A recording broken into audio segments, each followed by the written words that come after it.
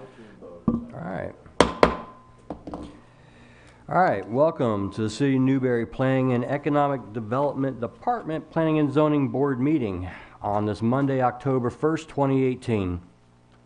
We'll read the agenda first. Number 1 is call to order. 2, approval of agenda. 3, pledge of allegiance. 4 is approval of the July 2nd, 2018 and August 6th, 2018 meetings. Announcements, which is A, certified local government historic preservation training will be conducted by the Florida Division of Historical Resources on Tuesday, October 16th, 2018 from 6 p.m. to 8:30 p.m.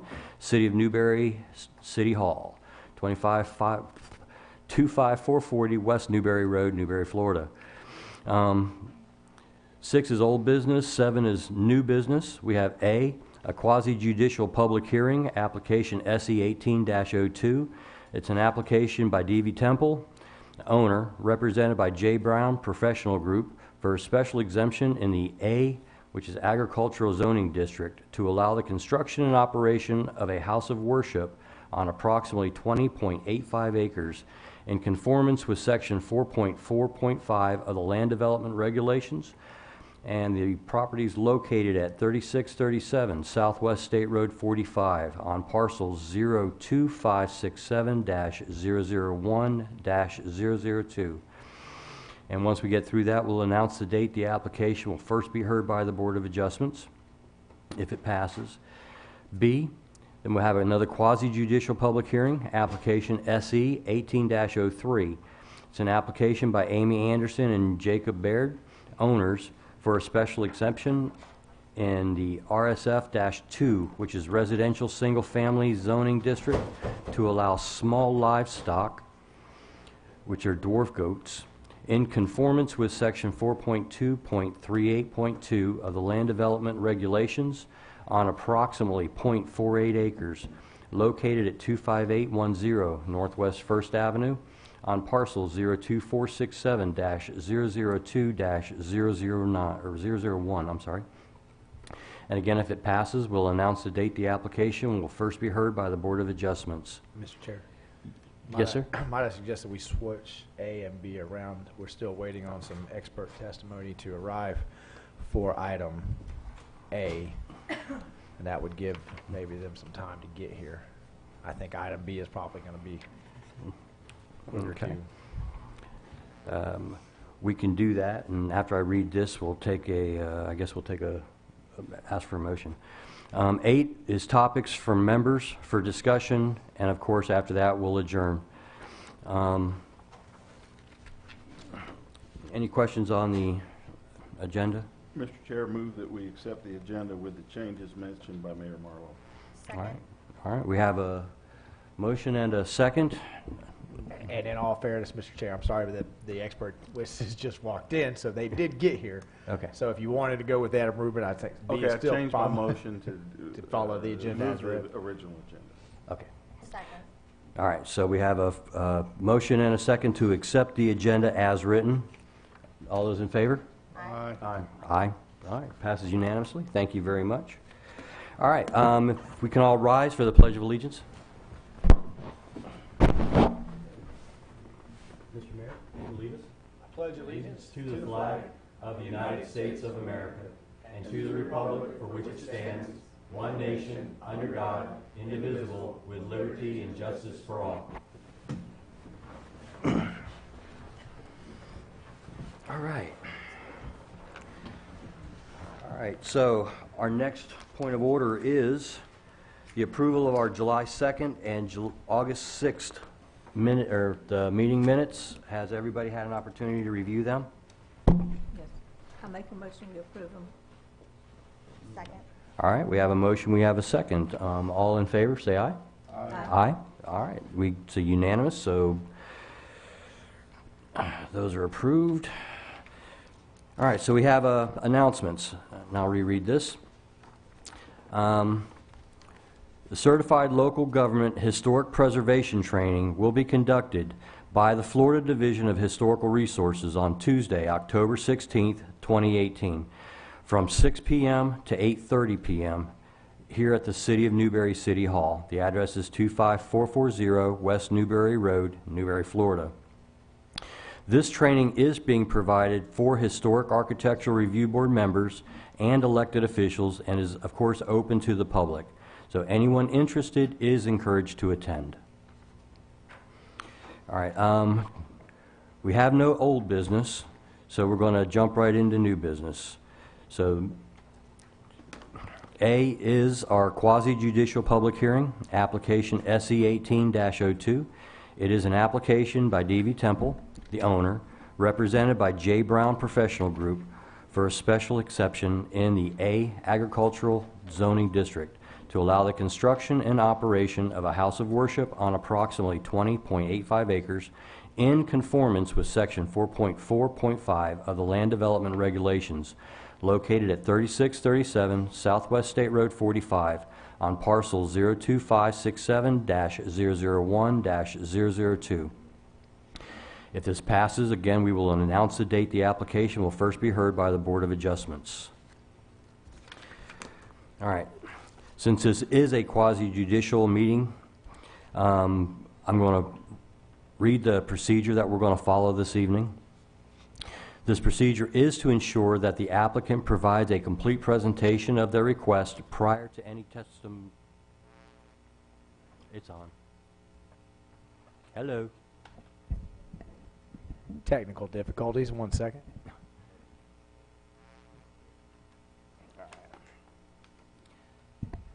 Procedures to ensure that the applicant provides a complete presentation of their request prior to any testimony being provided by the staff. And all public testimony will be taken under oath. Everyone testifying will be subject to cross-examination.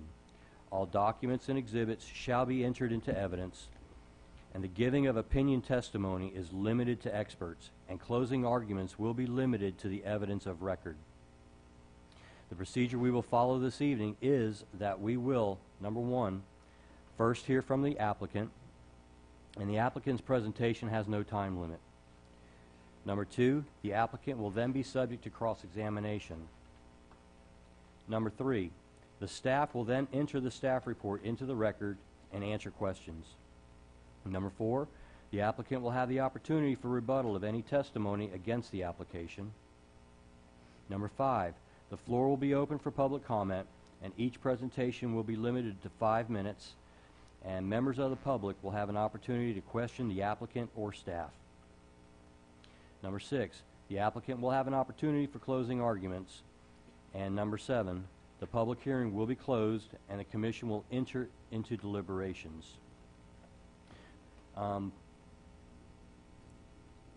Actually, at this time, I want to find out if any of our board members have any ex parte communications on this issue. Mr. Mayor? I've had discussions with staff about it, general nature. Okay. No. I've had discussions with staff, and I also, from looking out in the audience, I know Uma Satharam, who's here with Devi, from the University of Florida. We have worked together, but we don't work together. So I just thought I would disclose that relationship. Okay. Is there anything that could cloud your judgment? Absolutely not. Okay. And I have, other than talking to staff, I have no ex parte communications on this. Anybody else? Well, I guess it doesn't really matter to anybody else. All right, at this time, I'm going to administer an oath to everybody who is going to speak to this issue. If everybody who's going to speak to this issue could stand up and raise their right hand. Mr. Chair. Yes, sir. Mr. Chair, I would just recommend erring on the side of caution. If there's anybody who intends to ask any questions or anything like that, then please at this time stand so we can en masse swear Okay, everybody just swear in. everybody in at Yes. one time. Get you covered, just in case. Do it all at once. Thank All you. right. Do you hereby swear or affirm that the testimony you're about to give is the whole truth and nothing but the truth? All right, thank you. I guess it's working. All right, at this time, I call the applicant up to the podium, please, and for your presentation. If you Mr. could, just Chairman. please introduce yourself to the board so that everybody knows who you are. Sure will, Mr. Chairman. My name is Jay Brown, and I'm a civil engineer in Gainesville with Jay Brown Professional Group. We're a engineering and surveying company in Gainesville, and we're quite happy to be here tonight and enjoy doing work within your great city here. So this project here before you tonight is a piece of property south on 2741 that is owned by the Devi Temple of Florida, and they are a Hindu association that is developing this property for a temple for worshiping and social gathering and such for their organization. The property is 26.1 acres, and what we've done is we've done some master planning on the property. The property is primarily planted pines, and so there was a really nice, beautiful stand of live oak and kind of in the center of the property, the eastern center of the property, and we've designed our buildings to be around and take advantage of that part of the property, which is a really nice part of the property. We've sited a first building, which is a multi-purpose building. It's about 3,500 square feet, and it'll have a public area where for gathering and assembly. It has a kitchen facility in it so that they can, you know, cook and share meals together, that sort of thing. Bathrooms and storage and office, you know, pretty basic multi-purpose building where they can gather and start getting their organization together and having people come to the property and doing their worship. They have plans in the future for a temple, for a new temple facility, which they've just started fundraising and things like that, and it'll probably be much further down the road before they'll be able to do that facility. But we went ahead with this plan and kind of cited the temple location so we would show how we could do future parking and that sort of thing if the facility grew a little bit. But currently, the plan is just to build the multi-purpose building. And they also have a priest that will be residing on the property, which is pretty standard for church facilities. So there we have proposed a mobile home to be also sited on the property as well with this initial phase. And that's pretty much it. We'll be making our connection as far as roadway to the state road. That'll be permitted with the DOT. We're currently in an application with the DOT to obtain the final driveway connection permit, and we'll be designing our stormwater system. We have designed our stormwater system for approval by the Swanee River Water Management District, and that's what it's been designed for as well. So generally, the site sits about 140 feet, I think, plus or minus to the nearest property line. So it is very centrally located. We're keeping nice buffers of, you know, trees and stormwater facilities around the perimeter, and they're designed to handle the entire future development of the project. So we think it's a very well-designed facility, and some of the folks are here that represent the Devi Temple, and they're really excited about it because there actually isn't another facility like it in all of north central Florida. These are wonderful people, and I think they're going to be a really great addition to your fine community here. And other than that, I can certainly answer any questions you might have. Be happy to answer any questions about the engineering, the site plan, or such. Anybody have any questions about that?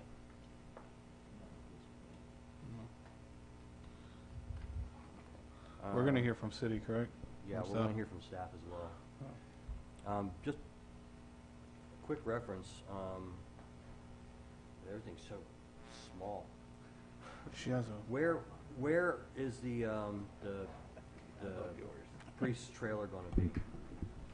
Huh? I just moved It's- back away from, okay, so it's down over here on the other side of the parking. Okay, yeah, that's multi, I see that, okay, so it's down here south of it, okay. Correct. It is south of the multipurpose building on the other side of the parking. And most of the parking, almost all of it is grass stabilized parking, and we're doing hard surface parking for the ADA accessible spaces that'll serve the facility. So, by me, Chair. Go ahead, yes, sir. So the first thing we're looking at is building the multi-purpose. Is that a correct statement? With the on-site mobile home for the priest? Correct. And then the future is at 15,000 square foot that I'm looking at on, like, more or less in the middle of the property? Yes, sir, that is correct. And that is an approximate size. I mean, that building hasn't been designed. We just kind of chose that size as a good representation of what it might be in the future. So. Okay. Any other questions for the applicant, right? Yes, sir. What's your, if everything goes well for you here tonight and through the commission, what's the timeline for the all-purpose building and this first project, if everything runs smoothly? I believe they First want part to of the move project. forward with it as soon as they can. I mean, Year, 2 years? No, I think sooner than that. I Sooner mean, I than would that? think that we'd be hopefully under construction in the coming year. I mean, it'll take a little while for everything to get done, and like you said, we still have to go to the commission and finalize, get our DOT permit and that kind of thing. But that's all underway, and it should happen shortly. So they're really anxious to get this started, and we've been working on this for a long time. We've been probably working on this for close to a year, so I think they're more than anxious to move forward. It's not something that they want to just get permitted and put it on the shelf over here or whatever. They have a group that meets regularly, and they're ready, willing, and able to start moving this forward. So the architect has already designed the plans for the building, so it's completely designed. They're working with trying to get pricing contractors and that sort of thing. So yeah, the plan is to move it forward pretty much right away. Yeah. I know we don't have any say-so on that state road, but have they had communication with DOT already? Yes. Okay. And are they prepared to adhere to all the DOT regulations that are required for that? Absolutely. Yes, we have a design plan, and the DOT is fully capable of, requiring whatever it is that they do. For example, currently we're showing a connection. I mean, this isn't generating a lot of trips, and it certainly doesn't generate very many peak hour trips, because most of the time they're meeting on the weekend, say on Sunday. So they're not, at this point in the development of this campus, they're not generating enough trips to require, say, a left turn lane or something on the state road. But in the future, at any point where we would come before you to do something further on this project, say when they wanted to do the temple and maybe they have 2 or 3 times the size that they are right now, then that would be looked at again in terms of anything else that might be required. But we're anticipating the driveway connection, culvert, paved connection, meeting all the DOT guidelines for the hard surface, the type of asphalt, all the DOT criteria. So, and that's, detailed in our plans as well. Okay. Mr. Chair. Thank you. Sure. Yes, sir. Without the temple in place, what kind of activities do you see happening there now? Outdoor services? Are there specific festivals that you see occurring there without the temple? What's the purpose of moving forward with the parsonage and the all-purpose building without the temple? Well, the multipurpose building will be, a building Multi-purpose. bigger than this, for example, so they can have their services inside, and they will have their services and their gatherings and their assembly and their worship will take place once they build this new building. At the present time, we haven't, put well and septic in and get the electric service and things. So until we get started with this building, they're, the only thing they've done is just kind of go out to the property and enjoy the fact that they have the property, but there's no real planned activities or anything going on until the building gets built. Okay. Mr. Chair, Yes, sir. I looked at your website, or the Devi Temple Okay. website for Gainesville. One of the things it said is that our temple, and it's talking about the new temple in Newberry, our temple will provide stress relief, peace of mind, and alternatives to substance abuse, alcoholism, and depression, and other problems. Can you elaborate on what this means? Is this some sort of thing that'll go on during the week, or is this just part of their Sunday services, or do they have some alternative training or events there that fit this description of alternatives to substance abuse, alcoholism, and depression? Well, maybe Uma or Chandra would like to talk to that. Please come up to the microphone. I have a feeling I could kind of answer, but I think Yeah. they'll do a better job. Well, what our intention is to provide help for our students. Sorry, I'm sorry. I'm Uma Sethuram. I am one of the fundraising chairs of the Devi Temple, and I'm here representing our whole group because they were unable to come here. We have another person here who's in our land committee, so he's here to help us with that. Our depression and stuff is with our youngsters mostly, who are stuck between two phases of their life. Like, we are trying to inculcate our Hinduism into them, and they are out here with the pressures from school and college and everything else. So those are the students we're trying to help out. And so this won't be an ongoing thing. It's as and when needed basis. We will be there for counseling to help them. We're not professionals, but we'll be there as a sounding board with our seniors in the community to help them. And if they need help, we will refer them to professionals to help them with this. We're just here to do it through prayer and through service and through community help. So, And there won't be any on-site? No, it's just inculcating and trying to be there for people who need help and just guiding them to go to the right places. So Okay, thank you. we are not professionals. I mean, we do have doctors and stuff, but we will probably refer them to a professional for counseling and stuff. So we're just guidance is all we're going to give them. Okay, Now- thank you. Sorry. Real quick, if somebody outside of your religious organization needed that type of counseling, are you open for Oh, yes. anybody? We are open to anybody and everybody. We are not a cult. We are open. Our Hinduism, if you look back, is open to all religions.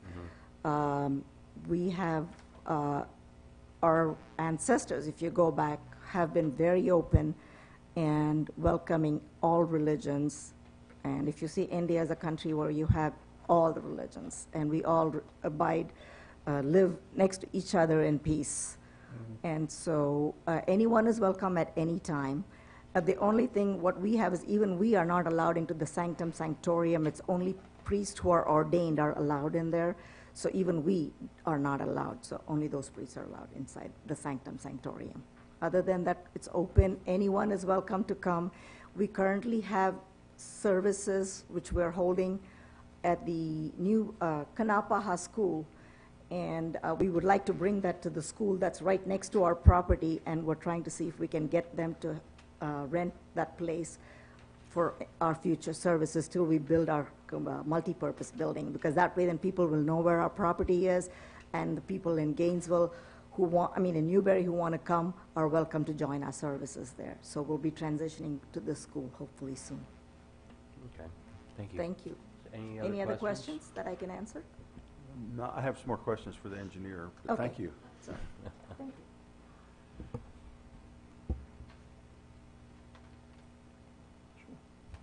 you. Mr. Chair? Go ahead, Mr. Mayor. Continue. On your site plan, page C 3.0, in the narrative, you talked about the trees, that the planted pines are going to be left, and that I think somewhere it said a buffer wasn't required between the neighbors because you had lots of natural vegetation on the site, which you do. But I'm looking at your site plan, and it shows that you do have the planted pines in front of the structure, but then at the back, you show retention ponds right up against the property line, and then a drain swale that runs along the back property line, and parking all around the perimeter of the south and east sides towards the back. So it would seem that you're going to have to cut those trees that provide the buffer between you and your neighbors back there. Is that the plan? Adjacent to the retention pond, there is quite a bit of trees that are going to be cut down, and the buffer would be smaller.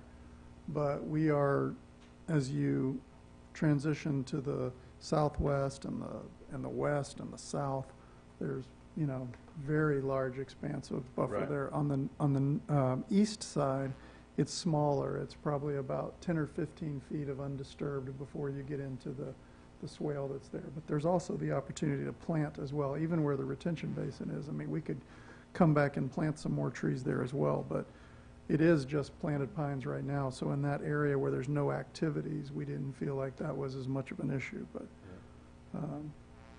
I feel a little bit uncomfortable about saying planted pines are going to be my buffers, because planted pines are put there to be harvested, and right. at one day, I'm sure it'll become economically feasible to harvest them. I mean, they're not trees that are grown to be a forest. They're row crops that are planted for eventual harvest. So I don't see in the long term how that's going to be your buffer. And I was wondering, and Brian, this may be more for you, but don't we usually require like a vegetative buffer of 50 feet or something like that around the edges? Mr. Chair, actually in the agricultural zoning district, when I looked that up, there is no buffering requirement with this particular use. But I know where we've had special exceptions.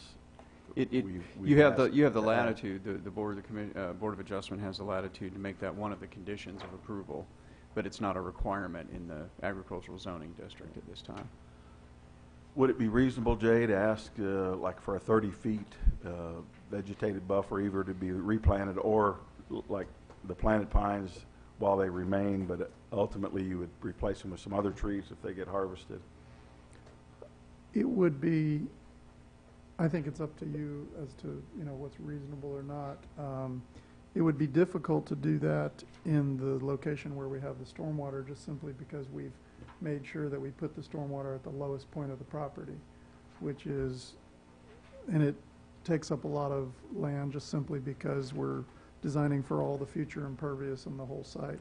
Yeah. But I think we would be amenable to providing, a vegetative buffer if that's what the board would prefer to see. 30 feet is probably more than our existing design could accommodate currently with the design that we have on the far east side. But we could certainly beef up. You're saying those retention basins have to be there because that's a low point on the property? I mean, generally, yes. They could be shifted a little bit. I mean, it wouldn't be impossible to do, Yeah. is what I'm saying. I mean, I wouldn't tell you that we couldn't, shift things around, but there is a lot of grading that takes place there. If you kind of notice, you can see the contours and things about how it has to grade down. So to make it work, I mean, we just, one of the things that we've typically done on a lot of projects is landscape around the perimeter of there, and I think, we could probably create a better hedge or a better buffer than what's there naturally with the pines, like you're saying. Can you grow trees in a retention pond? Oh, absolutely, Yeah. yeah. But we have a maintenance path and then a very gentle slope going off, so we could plant all that area Yeah. with. So you'd have to take the trees down to do the grading, but you could put some And then we trees could back in plant there. it back some, up, right, sure, decorative trees or something. absolutely. Like And we probably could create something close to that. I mean, I would say we could make 20 feet work pretty easily. that. Yeah. And if it was thick enough, I don't think it would be that much of a difference, but And we you could. mentioned that's the low spot on the property, which is obviously where you want your retention pond. We have the property across the street belongs to the city, and our retention ponds all have got sinkholes in them. So, Oh, and this really? this is an area prone to sinkholes. Yep, Which I don't know if you've done. yeah, and we, I would be, do some soil borings, we soil did. borings there before to We- check and see where the sinkholes are, because I think every one of our sinkholes at Easton every one of our retention ponds at Easton has had sinkholes in it. We absolutely did, and we actually put in our plans a detail for I saw that that, for yeah. repair if you have any issues like that, if you encounter any lime rock at the surface. Because, what happens is you do your borings, but they do about a 3 or 4 inch hole, and you don't- might even you do don't a check lot every of them, square but foot when of you the add it up, property, it's yeah. about 2 or 3 square feet of area that you've done, and yet it's an acre of land, so it's really hard to get every spot. So the thing is, when you're excavating, you can have an outcrop or something, and that becomes a solution area. So it is important that you over-excavate and backfill those What properly is when a you solution encounter. area?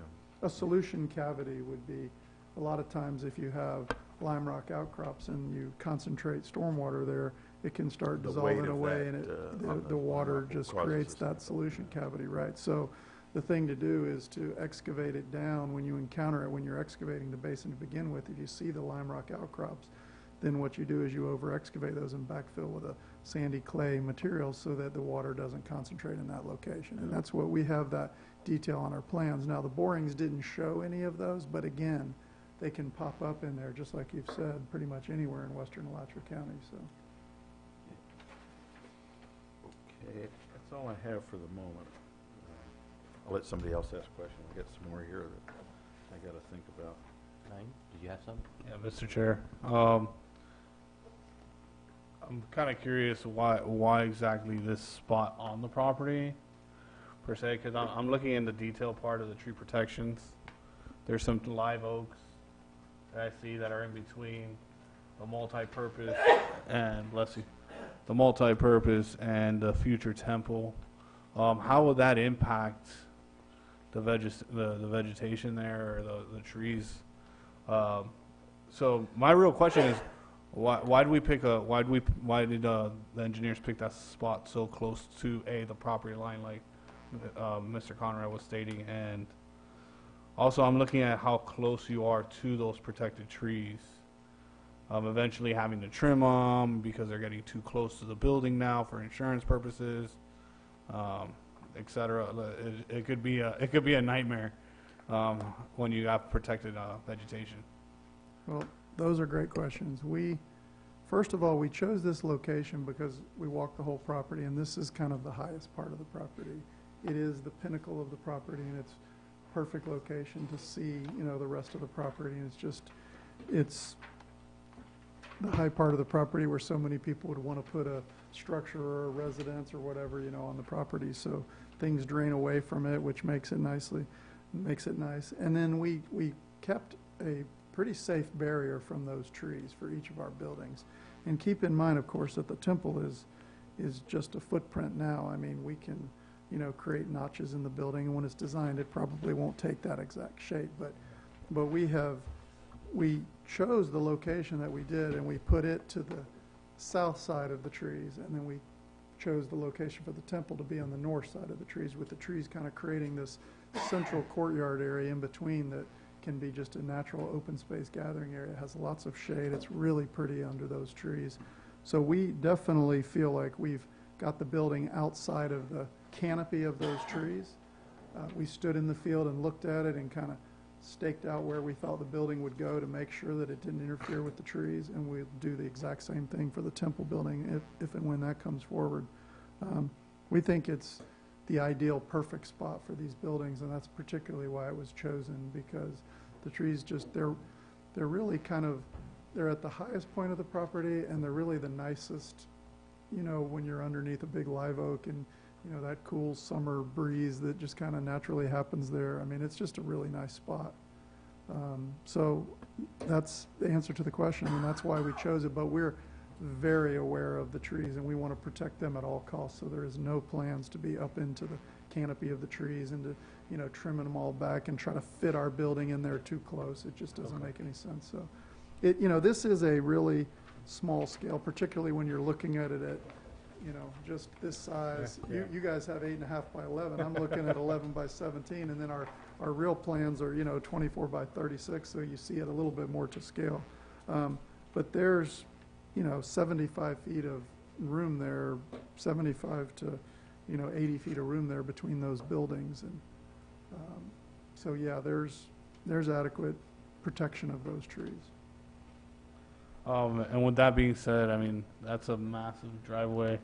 This is more of a question for the city, but for water and sewer, it's on the owner of the property to reach out to the city, correct, for water?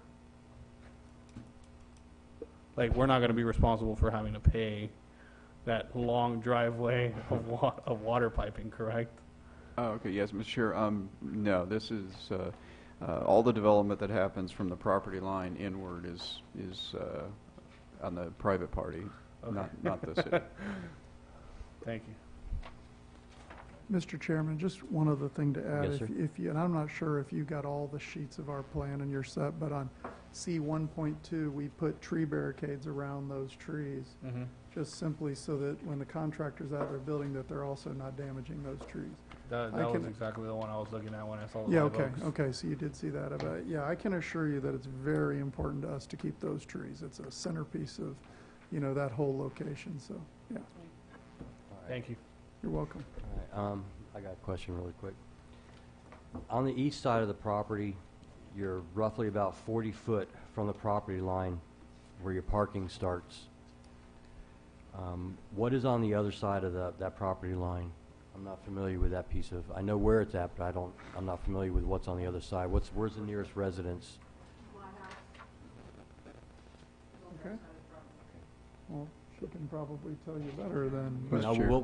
we'll get there. I know there's a very large hedgerow, a very large tree row along that kind of property line as well. Mr. Chair, Yes, sir. when we get to the staff report, I do have an aerial Okay. of the area. It'll show a little bit better. I needed that, thank you.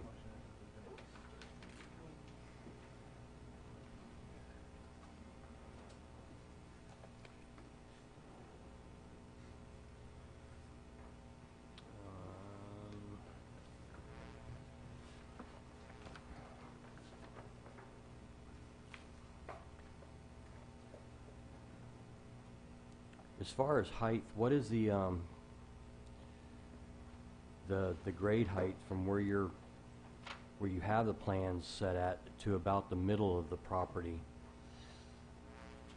What is the height difference? So, let's see. Where you have the driveway coming in and then it splits left and right? In that area, what is the topographical height difference between that spot, the middle of the property, and where you're located on the site plan now? As I recall, it's kind of even hard for me to see right now on these plans, but I would say You weren't looking at mine. somewhere in the neighborhood of around 5 or 10 feet, as I recall, is the difference between, as you get out closer to the roads towards where the high point of the property is. Okay, I was I just see an envisioning. 89-foot contour line that goes through the building is sketched, and a third of the way across to the west, I see a 86-foot contour line, and 5-foot contour lines. I'd say it's 4 or 5 foot. Yeah, 84 to 89 is probably about right. And then it gets a little lower as you go to the other extremes, and in other directions, it gets a good bit lower. But as you go straight out towards the road, it's kind of a reasonably flat to mildly sloping. Yes, that's correct. It's probably about, I think our grade, Well, the only thing I was interested in, just going through my head is to have a bigger buffer on the east side would be like to move everything in towards the middle of the site, but I'm not an engineer. one of the things that we've done is, I think someone also mentioned it, that we show the drive going around the building. And so we have proposed future parking on that the east side of the building. We could easily, remove parking from one side or something like that to expand that buffer. So I don't think it would be the end of the world. I think we have plenty of proposed parking, certainly way more than we need for the initial phase. And, no telling how much more we will need when it comes time to build the temple. So, that wouldn't be a problem in terms of being able to make that a little bit more room on that east side there. So if that, we're willing to work with the board if you all feel that's appropriate, so. Mr. Chair, Yes, sir? just to point out, in agriculture, the lot setbacks are 30 feet for the front, 25 feet for the side and rear. Okay, thank you. But in this case, it looks like you got a much bigger setback because of the highway. You got is that the Murphy line or something? Looks like you got 50-foot setback. That's an overhead power line. Brian, is staff going to address some of these issues that we're having a hard time seeing on a PowerPoint, somewhere where we can zoom in, or is? I think so, Mr. Okay, so it might be better if you let the staff go, we might get a close-up of some of these.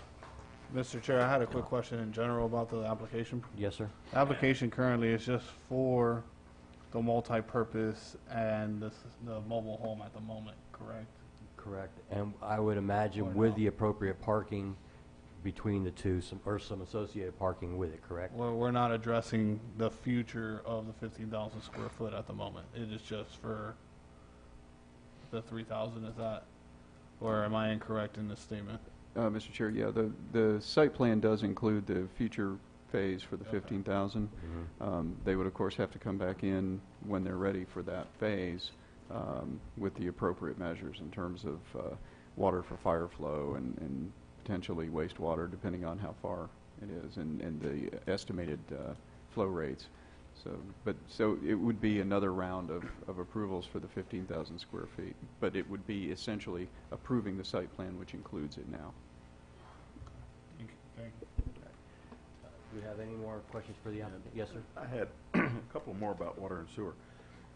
The city has said you'll have to hook up to water and sewer when we get to within 800 feet, which may not be too long. I know we have water across the street is it sewer we have at Easton, but not water.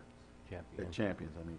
And then across 30th Avenue where Trip Norfleet is building, we've got water and sewer over there. I wonder, you know how many, have you talked to staff about how many feet are we already from you? We looked at it when we first met with staff, and it was pretty far away. I mean, it wasn't within 800 feet, I know. It was, like you said, it's north of Getting close. 30th Avenue, and it's a good bit away. I mean, I want to say it was more than a half a mile or something. I mean, it was pretty far away, but But I think, and Ryan, you have to help me out on this, but it seems like the deal we worked out with Destiny Church was that if you pay us what you're going to pay for septic, we will, at the city's expense, run it to within 800 feet and let you hook up and save you the expense of a very expensive water and septic system, and then a year from now being required by the city, because that area is developing very quickly across 30th Avenue from you, and even on this side of 30th Avenue, I think there's intention to build more houses. So I don't think it would be too many years before you would have to abandon that money you put in, but can we negotiate a deal with them where we'll run water and sewer and just make them pay what they're going to pay for well and septic out there and save them and help ourselves out too? Mr. Chair, the city ran water out to the DCC property, and as Mr. Conrad points out, the agreement was that they would then pay to run the water line the remaining distance across the front of their property. The city was able to establish pioneering agreements with the other adjacent property owners along the path, so that eventually when those properties develop, it'll get paid up. Could we to not the do city. some kind of an agreement with Norfleet's to do something similar? Whoever the property owners along the way, if the city had it in the budget to make that extension, and the commission decided to make that investment to run those lines, water lines at this point, I think when I measured it was close to a mile, and as Mr. Brown pointed out, the wastewater was about half a mile. And also point out that Destiny will be operating on a septic system until such a time as the city extends Right. wastewater. Their But water system was to allow them to avoid having to put in a very expensive, redundant fire protection. Fire suppression. Fire But suppression system. I mean, in the DART report, fire chief was not conclusive about whether he's going to require fire suppression or not, but very likely he would if they build a facility similar to what Destiny ran. And I think we ran like 5.7 miles of water line out to Destiny. And of course, we had other economic development interest in running that water line, but I think the same thing would be here, because that land around there is all developing. And I was thinking maybe between now and Board of Adjustment meeting, they could sit down with staff and try to work out a deal where we could get water and sewer in there right away, save us some money, and save them a lot of money in having to hook up at a near future date. We can certainly talk about it. I think Mayor Conrad is proposing something that would be worthwhile for everyone to sit down and talk about. I'm not sure that we have to make anything tonight dependent on that conversation, because I think there's going to be a sort of a complex conversation to see if that can happen. But it's certainly something that we should have the conversation now, so that we don't a year from now look back and say, man, I really wish we had at least broached that topic back then. You know, that DCC's timeline was a little bit different. Their fire suppression was a lot, and they knew they were going to have it. Right. And so it made an incentive. And we had those other property owners were already kind of coming to us and saying, we want to do something. So it would require a lot more conversation, a lot more people around the table, Well, we're those kind of talking things. But half a mile instead Yeah. of 5 miles. So I mean, I think it's certainly, Could be just one property owner, because those are all big sections that are owned by. and it's certainly economic. There's an economic development incentive to having that conversation. The sewer's right. I mean, a half a mile is not right around the corner, but it's very close. Yeah, Mr. So- Chair, the, one of the comments from our utility director was that moving forward, as they get closer to being ready for their 15,000 square foot building, would be that you go into negotiation with property owners along that path to try to bring water and potentially wastewater to the site. But some key differences, I think, to note is that DCC was planning on a full-blown development of the entire facility. Their attendance hall, their classrooms, and then also gymnasium facilities and such. Whereas the Debbie Temple proposal is a much smaller scale initial development to allow them to get started, to have a place of worship, and then down the road when they've raised more funds and they've grown a little bit to build the larger building. And so it was substantially different type of timeline and plans that they were looking at. The scale of the 3,200 square foot building as it is right now doesn't require that enhanced fire suppression capability. The larger building would, and so they would either have to provide it on site or they'd have to connect to the city water. And hopefully by that time wastewater's come close enough as well to connect to wastewater. And how long do you think it's going to be before they get into the phase 2 of the thing? Can't be certain right now, to be honest with you. We've had a little discussions about it, but it doesn't seem like it's anytime real soon as far as being imminent. I think it's definitely down the road. I mean, it could be, 3 or 4 or 5 years or more, because the initial building that they're going to build is a nice little building, and it gives them plenty of room to start with. So it's a small organization right now, and they're not, very well known, and people kind of go different places and things. So it's going to take them a while to coalesce and get the community, used to this facility and start to grow and do the fundraising and things. So it's not, initially planned. We did talk to the city staff, and Manager New particularly was interested in discussing that in terms of the water and sewer. And just to give you a perspective, the sewer and water facility that we'll build now for the facility, this initial phase is, probably maybe combined, $15,000 to $20,000, as far as cost goes for what we'll have to do for this phase. And, running those water and sewer lines will get, well over $100,000 and more. And potentially from the wastewater standpoint, you have to do a lift station, and that's probably, $75,000. It's not very likely that gravity is going to service there. So, and then, all the force main runs. It's much, much, much more expensive economically to do that. And when we first looked at it, I mean, everybody recognized that it just didn't seem feasible given the scope of our project.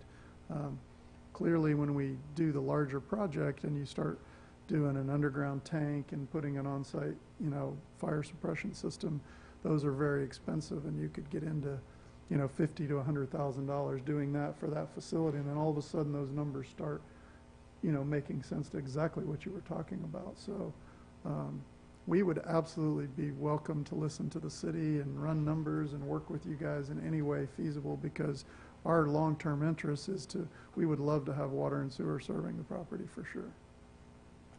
We'd love to serve it as well. Yeah. Okay, thank you.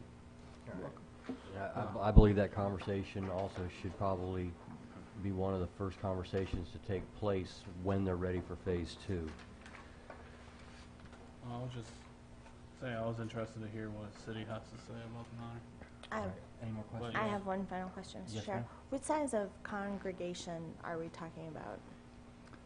I think we talked about, On 300. yeah. Okay. For right now, it's 300. And how, are you What's the also prediction? wanting to answer know for how those many are folks at home coming to on the facility YouTube at a was- given time? I'm sorry, the answer for those folks watching at home on YouTube was about 300 congregation size right now.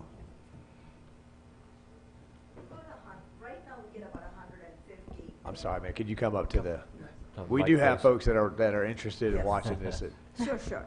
Right now, we have, when we meet, it's about anywhere between 150 to 250.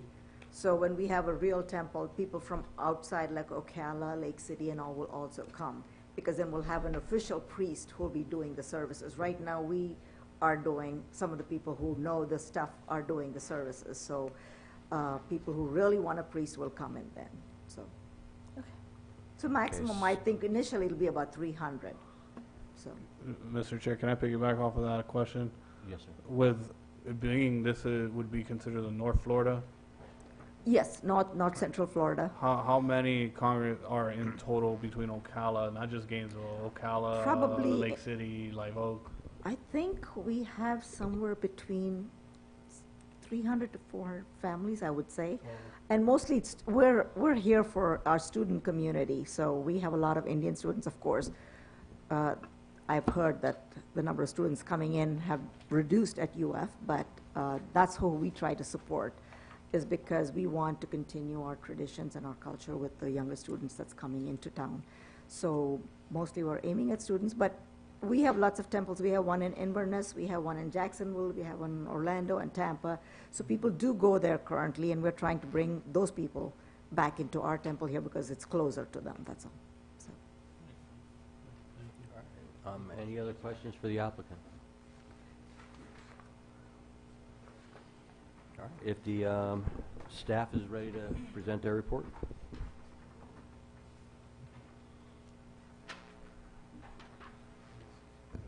Thank you, Mr. Chair.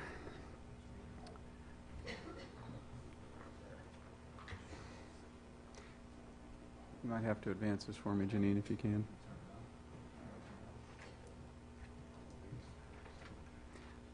This clicker hates me.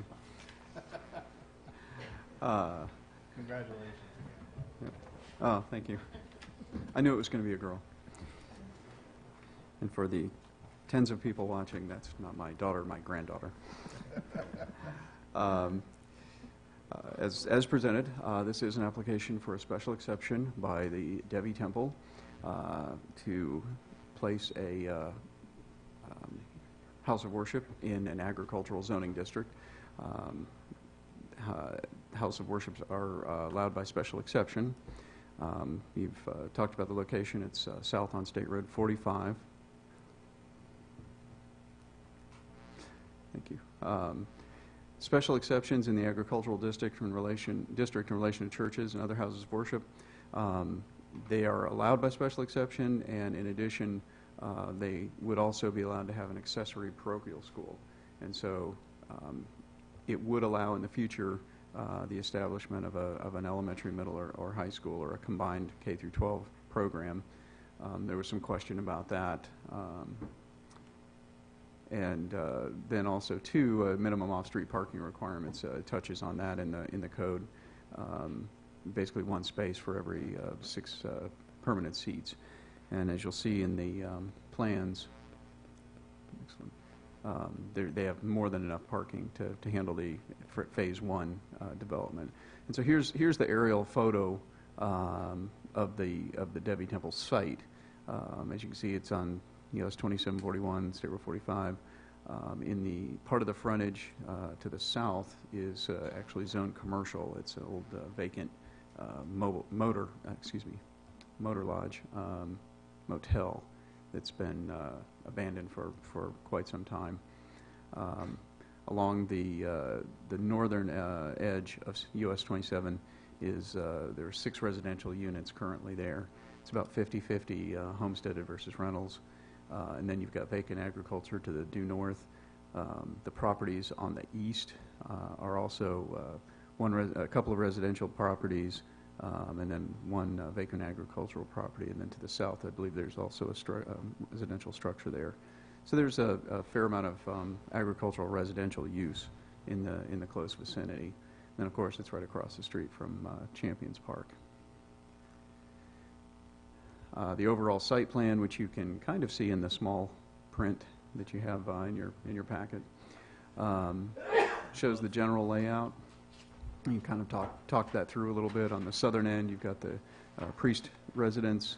You've got the multi-purpose building just north of that.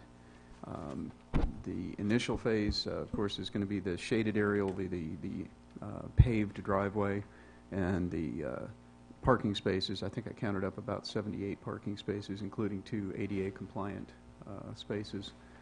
Get a little bit of a closer view. And so the small building there, the smallest building is the priest residence far south. Then on the other side of the driveway is the 3,250 square foot multi-purpose building. There'll be paved sidewalks from the ADA parking space as well as from the driveway. And like I said, I think I counted up something in the neighborhood of 78 total spaces in phase 1. And then as phase 2 is built someday in the future, there's, as you can see, considerable parking. Based on typical, say, public use, if we were to look at the 3,250 square foot building for that, you'd be at 1 parking space for every 200 square feet. So you'd only, in this instance, you'd have about 17 required, and so they obviously exceeded that by a good number. And then when they actually someday build the temple, then we'll reevaluate the number of parking spaces at that time to make sure that they've provided enough to handle the occupancy there. It's in the code. It calls for 1 space for every 6 permanent seats in the auditorium area, and so it would be recalculated based on their plans for that. If you look at the staff recommendations for approval,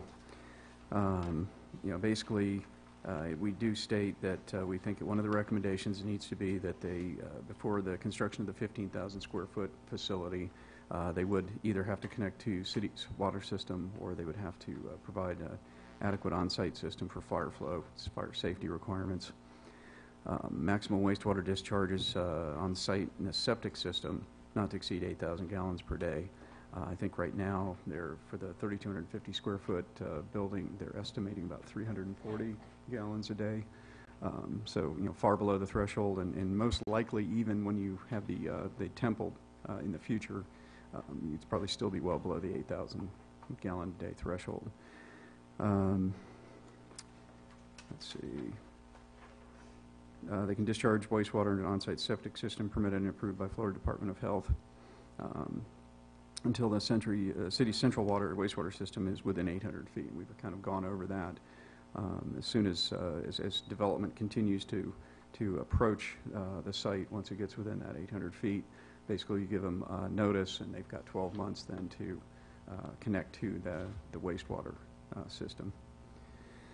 Let's see, and then okay, the other recommendation is that the special exception does not include authorization to operate a school at the site.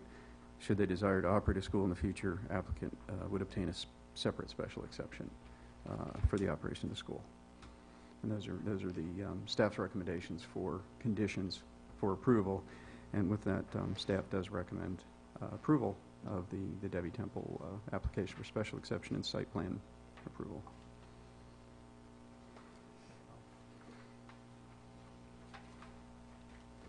Any questions for staff?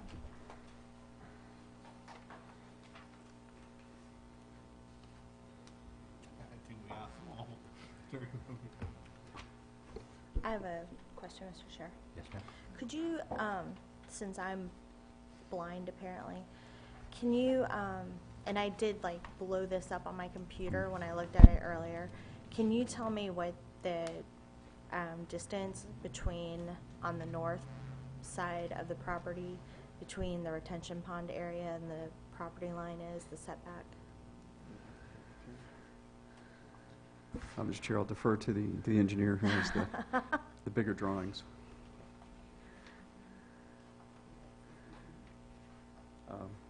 About 50 feet. 50 feet, and it's 30 feet on the east side? Okay.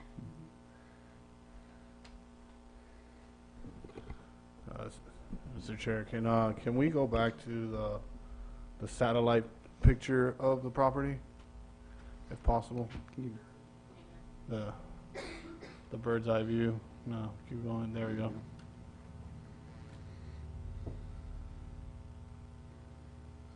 So pretty much the property on the east side is not right onto the fence line of the proposed site. Am I seeing that correctly? It's like a pretty thick tree line as well.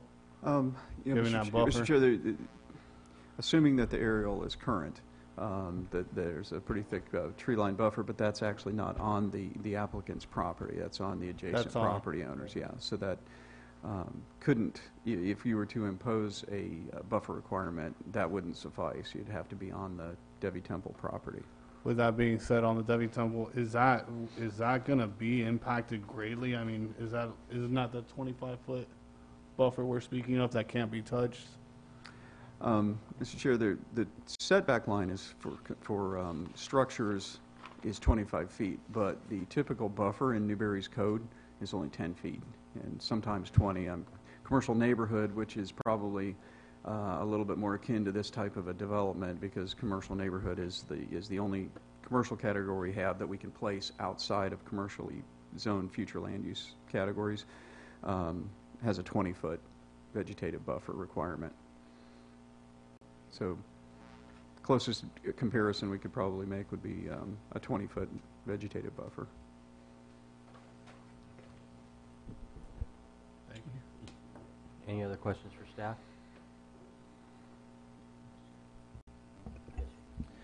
Brian, separate issues, but draw a comparison for me, because we worked with the Newberry Christian School for a long, long time in their process before we finally got to a point where we couldn't figure out how to make it work for them on that agricultural site. Now, that was a school, not a church, totally separate issue. But tell me where we are in relation to that project, to this project.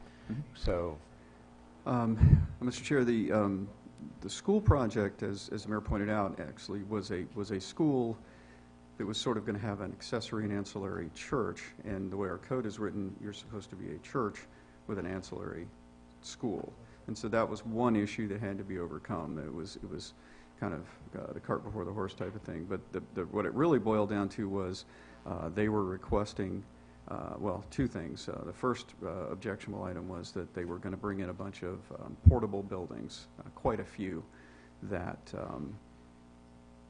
would have been permitted for several years until they constructed their final facilities. So there was a great deal of concern about the longevity of these portables on the property instead of their actual site-built facility.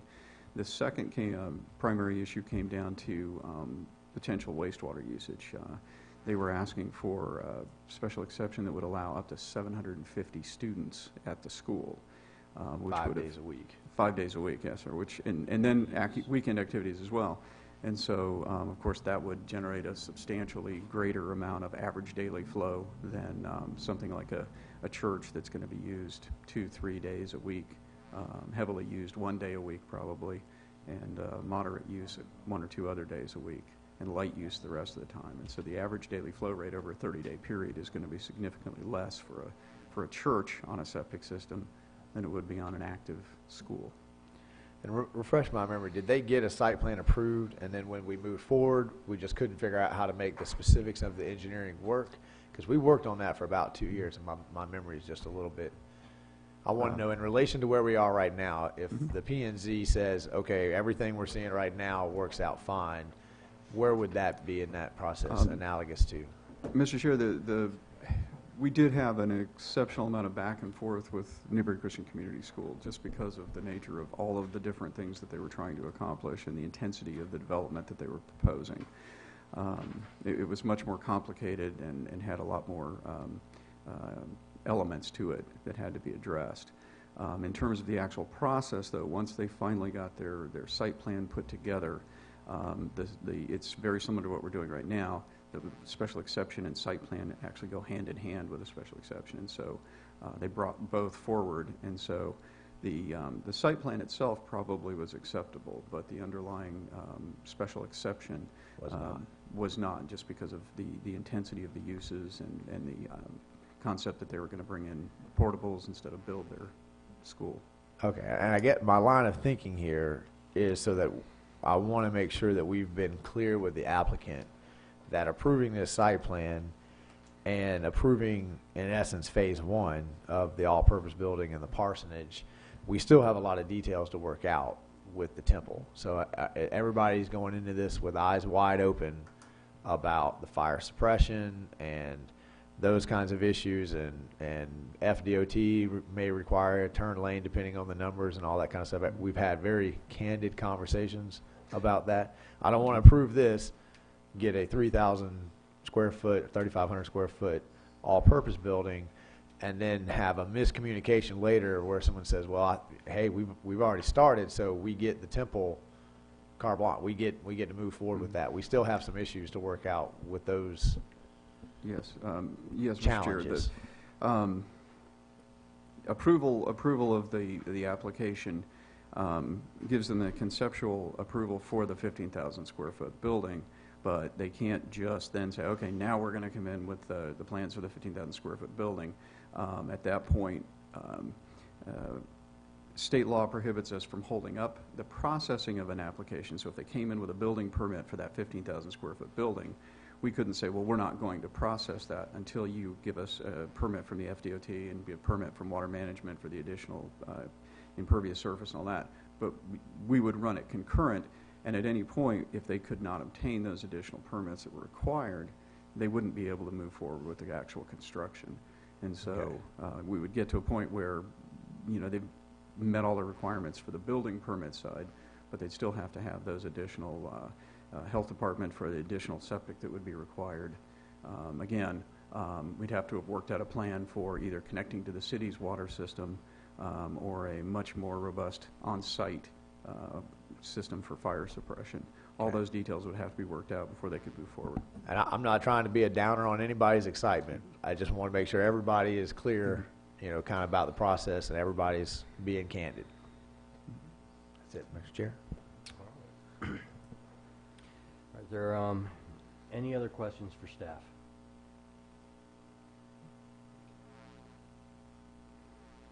All right. Well, there being no other questions, the application or the applicant has an opportunity for rebuttal against anything that may have come up here. I mean, if the applicant wants to come back up.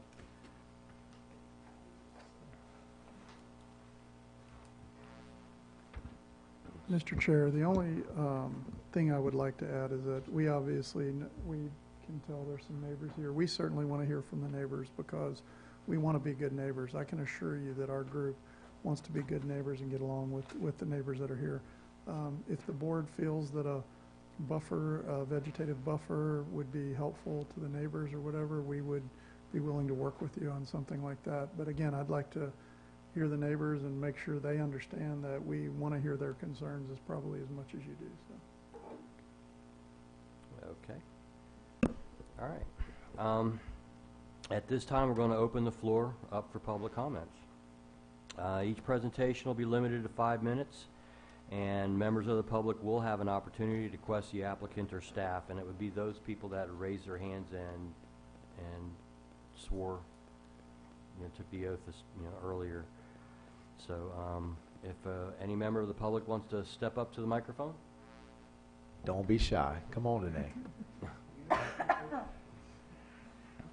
You know, if you can, introduce yourself. I am Danae Harvey. I'm a resident of Newberry. I live just south of the proposed site. And from our standpoint as residents and living in that area, we do have a few concerns. One major one is the impact on traffic, and I understand they've been in communication with the DOT, but that is a very heavily traveled road by very large trucks. Their entrance is on a curve almost, where it's kind of blind coming around there. It's going to be very difficult to service 450 families in that area without having an impact, one, on traffic in general, but two, on the impact on us as homeowners in that area trying to get to and from our own properties. So that's definitely a major concern. I mean, their website said our location has good accessible roads, ability to park, and can accommodate several hundred people during major events. according to the calendar that they have on their website, which is from 2017, that says there's 100 festivals, at least 100 festivals that are on their calendar. Now, I don't know if they consider all of those major events as notated on their site, but it's still of great concern for us, the increased traffic and altered traffic pattern accessing our home sites. Like I said, they're just south of there. And we believe that expert studies should be conducted before any decision is made on whether they're able to do that, because once you give them permission, they build their home site or their original facility, they're going to look forward to building that 15,000 square foot temple, and I can only imagine the 450 families that they're going to service is going to cause a great impact on that road. We also understand at this time it's going to be grass parking that's required when they visit their temple site. There's a concern for groundwater contamination, not only from that, but if it is serviced by septic tanks. I understand that they're saying only 150, 250 people right now, but they've, at their own admittance, said that they're going to increase traffic from Lake City, from Ocala, from other areas. That's going to be more than that. It's going to be more of an impact on my groundwater. And like Mr. Conrad said, that there is already an issue out there with the shallowness, sinkholes and different things in that area. The groundwater is just a shallow table. So I think that more studies should be done on the impact of the groundwater that's out there before they come in and they build even the 3,000 square foot temple. There's going to be an increase in well water that's used. Like I said, the septic tanks that they're going to be put out there, because they're not being required to be put on city water and sewer right now. If that's the case, I think that it should be investigated further, them going ahead and putting water and sewer in right now. We also understand that they're allowing a large development such as a 15,000 square foot temple could further limit other developments in that area. Several long-standing Newberry citizens currently own large parcels of property in that area and have explored developing their own land. The more we allow outside entities to come in and develop it, the more we take opportunities out of our own citizens' hands. That, coupled with the broad term of house of worship that is being proposed, brings concerns that we've mentioned and things that they've mentioned on their website. Like they said earlier, our temple will provide stress relief, peace of mind, and alternatives for substance abuse, alcoholism, depression, and other problems. As a neighbor, that's a concern for me. You bring those people in and you're servicing them, you're helping them out, but where do they go when it's done? Do they stay there? Is it going to be a long-term thing? Right now they're not proposing that it'll be a retreat center or anything like that, but what will it take to bring that to them? We also have concerns for noise issues. If they do, I can't imagine they're going to service 450 families in a 3,000 square foot building. So I already have noise issues where I can hear different people playing music loud late at night. It just is not a concern. That's the reason we moved south of town. We didn't want that to be a concern for us. I think it's important that the Newberry, that you guys consider what happened with Newberry Christian Community School and the decisions that were made there. I think that deserves some more reflection and some more investigation on your part before a decision is made. And also that we ask that you consider the impact on Newberry as a whole. Will the temple benefit the entire community of Newberry? There's not going to be any tax revenue that we receive from them because they're a religious organization. If they feed their people, are they going to come and visit our local restaurants and visit our town and support our town? We don't house a large Hindu population here, so is it going to be something that they're bringing more people in that aren't already here? And we just ask that you consider current Newberry residents as a whole and the impact the temple will have on them. And at this time, just do more investigation before a decision is made. Thank you.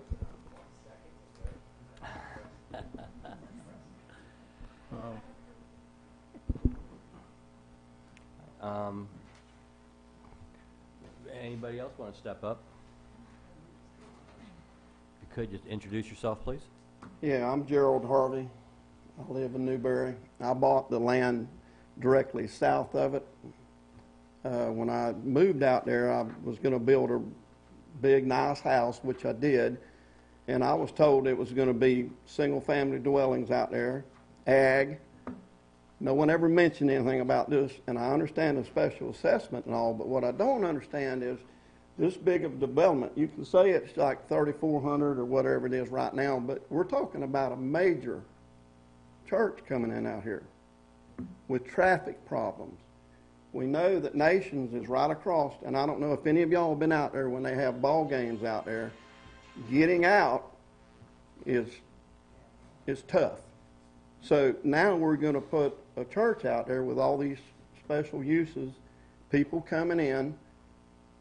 What's it going to do? I mean, Archer Road, or not Archer Road, it's the road going to Archer there, is so busy now, 27.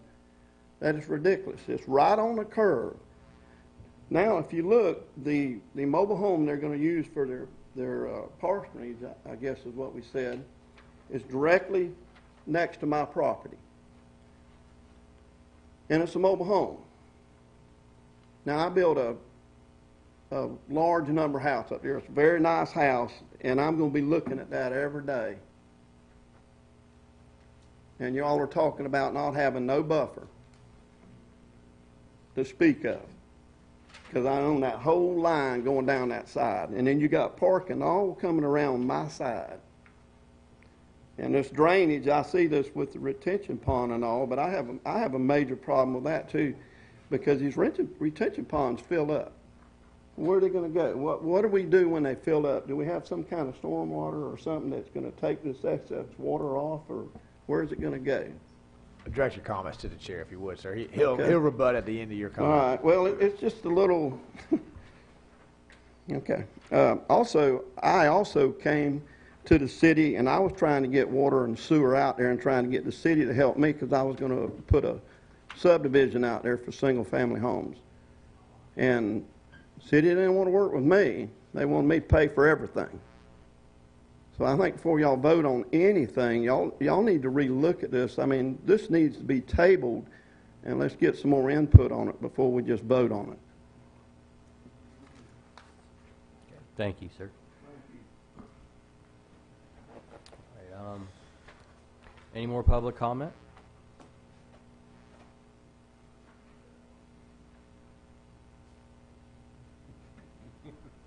Now let's see if you can beat Danae. Now she finished right at 1 second, so I give you 10 seconds over. Well, I might Right, talk then. about the water and sewer bills while I'm up here, so that'll be just for you, Marlon. Now, like I said, you know, whatever they build there, that's their business, but like, one of the things, my big thing is, you know, we've got the 3-story building with 5 apartments, and we're averaging about, I think they figured it at 2.5 people per apartment. And then our commercial down there is about 6 people. And I think they figure per residence about 240 gallons per day per house. So that works out about 96 gallons a day of sewer water. And so our building, if you figured it that way, would be using about 1,700 gallons of sewer water a day, you know, which I think they figure it high. But anyway, that's how they figure it. So that's about, on a 7-day period, that's about 12,000 gallons per week. And if you got 300 people visiting on one day, and if you kind of did that per person ratio, you know, that'd be about 28,000 gallons. So I think one of the things is just the big deal with the sewer, and like you'd mentioned, you know, that was the big issue with the school out there. You know, that's a pretty good dump at one time. You know what I mean? And I know it'll probably be one day, but like I said, at our building, we had to have water and sewer.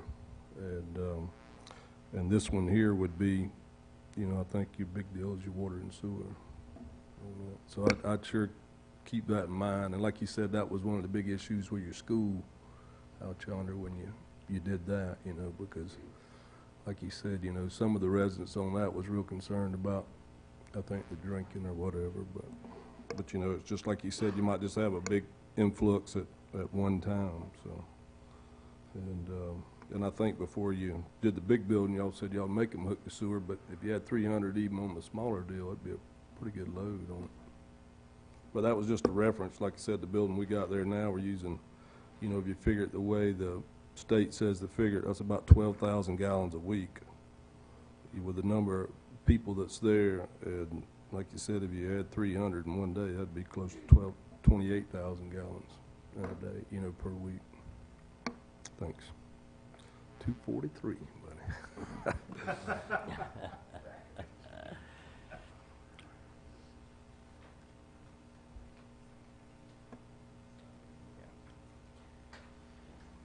All right, is there anybody, any other public comments? Yes, ma'am. Are you coming up as a public comment, coming ma'am, up as or public, as, or you as wanna- the Public the commenter. applicant? Okay. Public commenter. Okay. I just want to say we're very happy to be in Newberry, to bring our church here, and we had plenty of opportunities in other places, but we found this place to be very serene, and when we all visited it, we took a group of our community members, and we felt a vibe in the place that we thought would be a good place, and that's why we decided to build our temple in Newberry. We welcome neighbors. We will come and meet you guys. We would love to have you as our neighbors. And we would love to be in Newberry and try to be good citizens. And that's our thing. We are very environmentally conscious people. We agree with what people have said about the sewage and the water. We do, me personally, as a person, I always take back everything home to recycle, even when we meet anywhere else. We make sure we do not destroy a place, because Mother Earth is who we worship. So we are very, very conscious about what we do, and we hope we will try to do that in Newberry and everywhere we go. So that's all I wanted to say. So we are thankful that we have a place to worship, and we'll be hopefully be good neighbors and good citizens to everybody. All right, thank you. All right, now, any other public comments? Okay. Call back up, okay. The applicant, has got an opportunity for closing arguments and some more questions, probably. And just to clarify, at this time, this is your opportunity to rebut any of the questions that have been asked, and then the applicant will have a chance to present a closing statement. Mr. Chair, I would just like to maybe provide some additional information regarding some of the questions that are some of the issues that were raised by the public comment. First of all, the last person that came up to the podium, I don't believe he gave his name. That's Mr. Norfleet. Right. I just think we should put that in the record. Sorry, Sorry Trip about that. We Norfleet. missed Right. that. I know who he is. Yeah. I just think everybody knows He who it screws is, up but every we- time he comes up We here, should probably you just know. put that into the record, so, okay. And then I guess the other question I had were the two previous folks that came up, were you all together? Need to address the chair, please. I'm sorry, Mr. Okay. Chair, I would just be interested if they were commenting from the same Two location. separate They both houses, said they were from the both south. around. Okay, Yeah, I'm both, sorry. yeah. I thought they were both from the south. I didn't know if it was the same property or not. Okay, so several issues were raised. One of them, and I'll start with the traffic portion.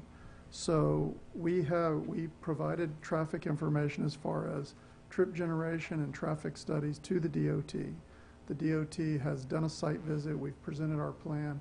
We have not completed the process for the driveway connection permit with the DOT. I just want to make sure that everyone here understands that it's in the process. So the DOT has not approved our driveway connection permit yet. They certainly can make requests of us. If they feel like it's a safety issue and a left turn lane has to be provided, then they can certainly require us to do that. Based on the numbers and the way that works is you look at opposing traffic. So when you generating trips, we would do what we call a distribution. There would be a certain amount of trips coming from the north and a certain amount of trips coming from the south to enter the site. And so what happens is you look at what are the amount of trips that are occurring in a given hour, for example, versus the opposing trips. And you determine how long of a queue there might be for somebody needing to make a left turn movement. So it's kind of a mathematical traffic study type of issue, and currently it does not appear that it would warrant a left turn lane analysis. But to make sure that everybody is aware of that, if and when the DOT requires us to do that, we would do that. So from the standpoint of any requirements that the DOT has for us as far as the driveway connection, turn lanes, whatever, we would be required and we will comply with any of those requirements. We have not been made aware by the DOT as of yet that they would require us or would not require us to provide a left turn lane. So I understand, and I do know that the folks that were up here live in the area, and they understand the area, and they drive it, and so we certainly listened to what they had to say. Another thing that was raised was the stormwater, so I wanted to make sure I answer that. So we have designed the stormwater system to provide stormwater to meet what's called the 100-year critical duration storm event, which is the requirement for the Suwannee River Water Management District. And it is probably the highest design criteria for stormwater management in the state of Florida. And frankly, you could probably argue anywhere in our country. It's designed for a 10-day storm event, which is 18 inches of rainfall.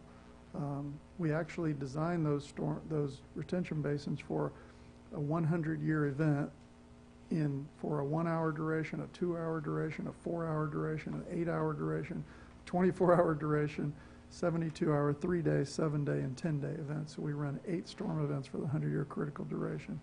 And the way that the question was asked about how the stormwater works, well, the stormwater, we did soil borings for the stormwater basins, and they're designed to infiltrate the stormwater. This is a closed depressional system where the water discharges, the stormwater infiltrates into the ground. So it is designed for a very high design criteria, and that is nothing special because it's designed that way for virtually any project in the city of Newberry that you have.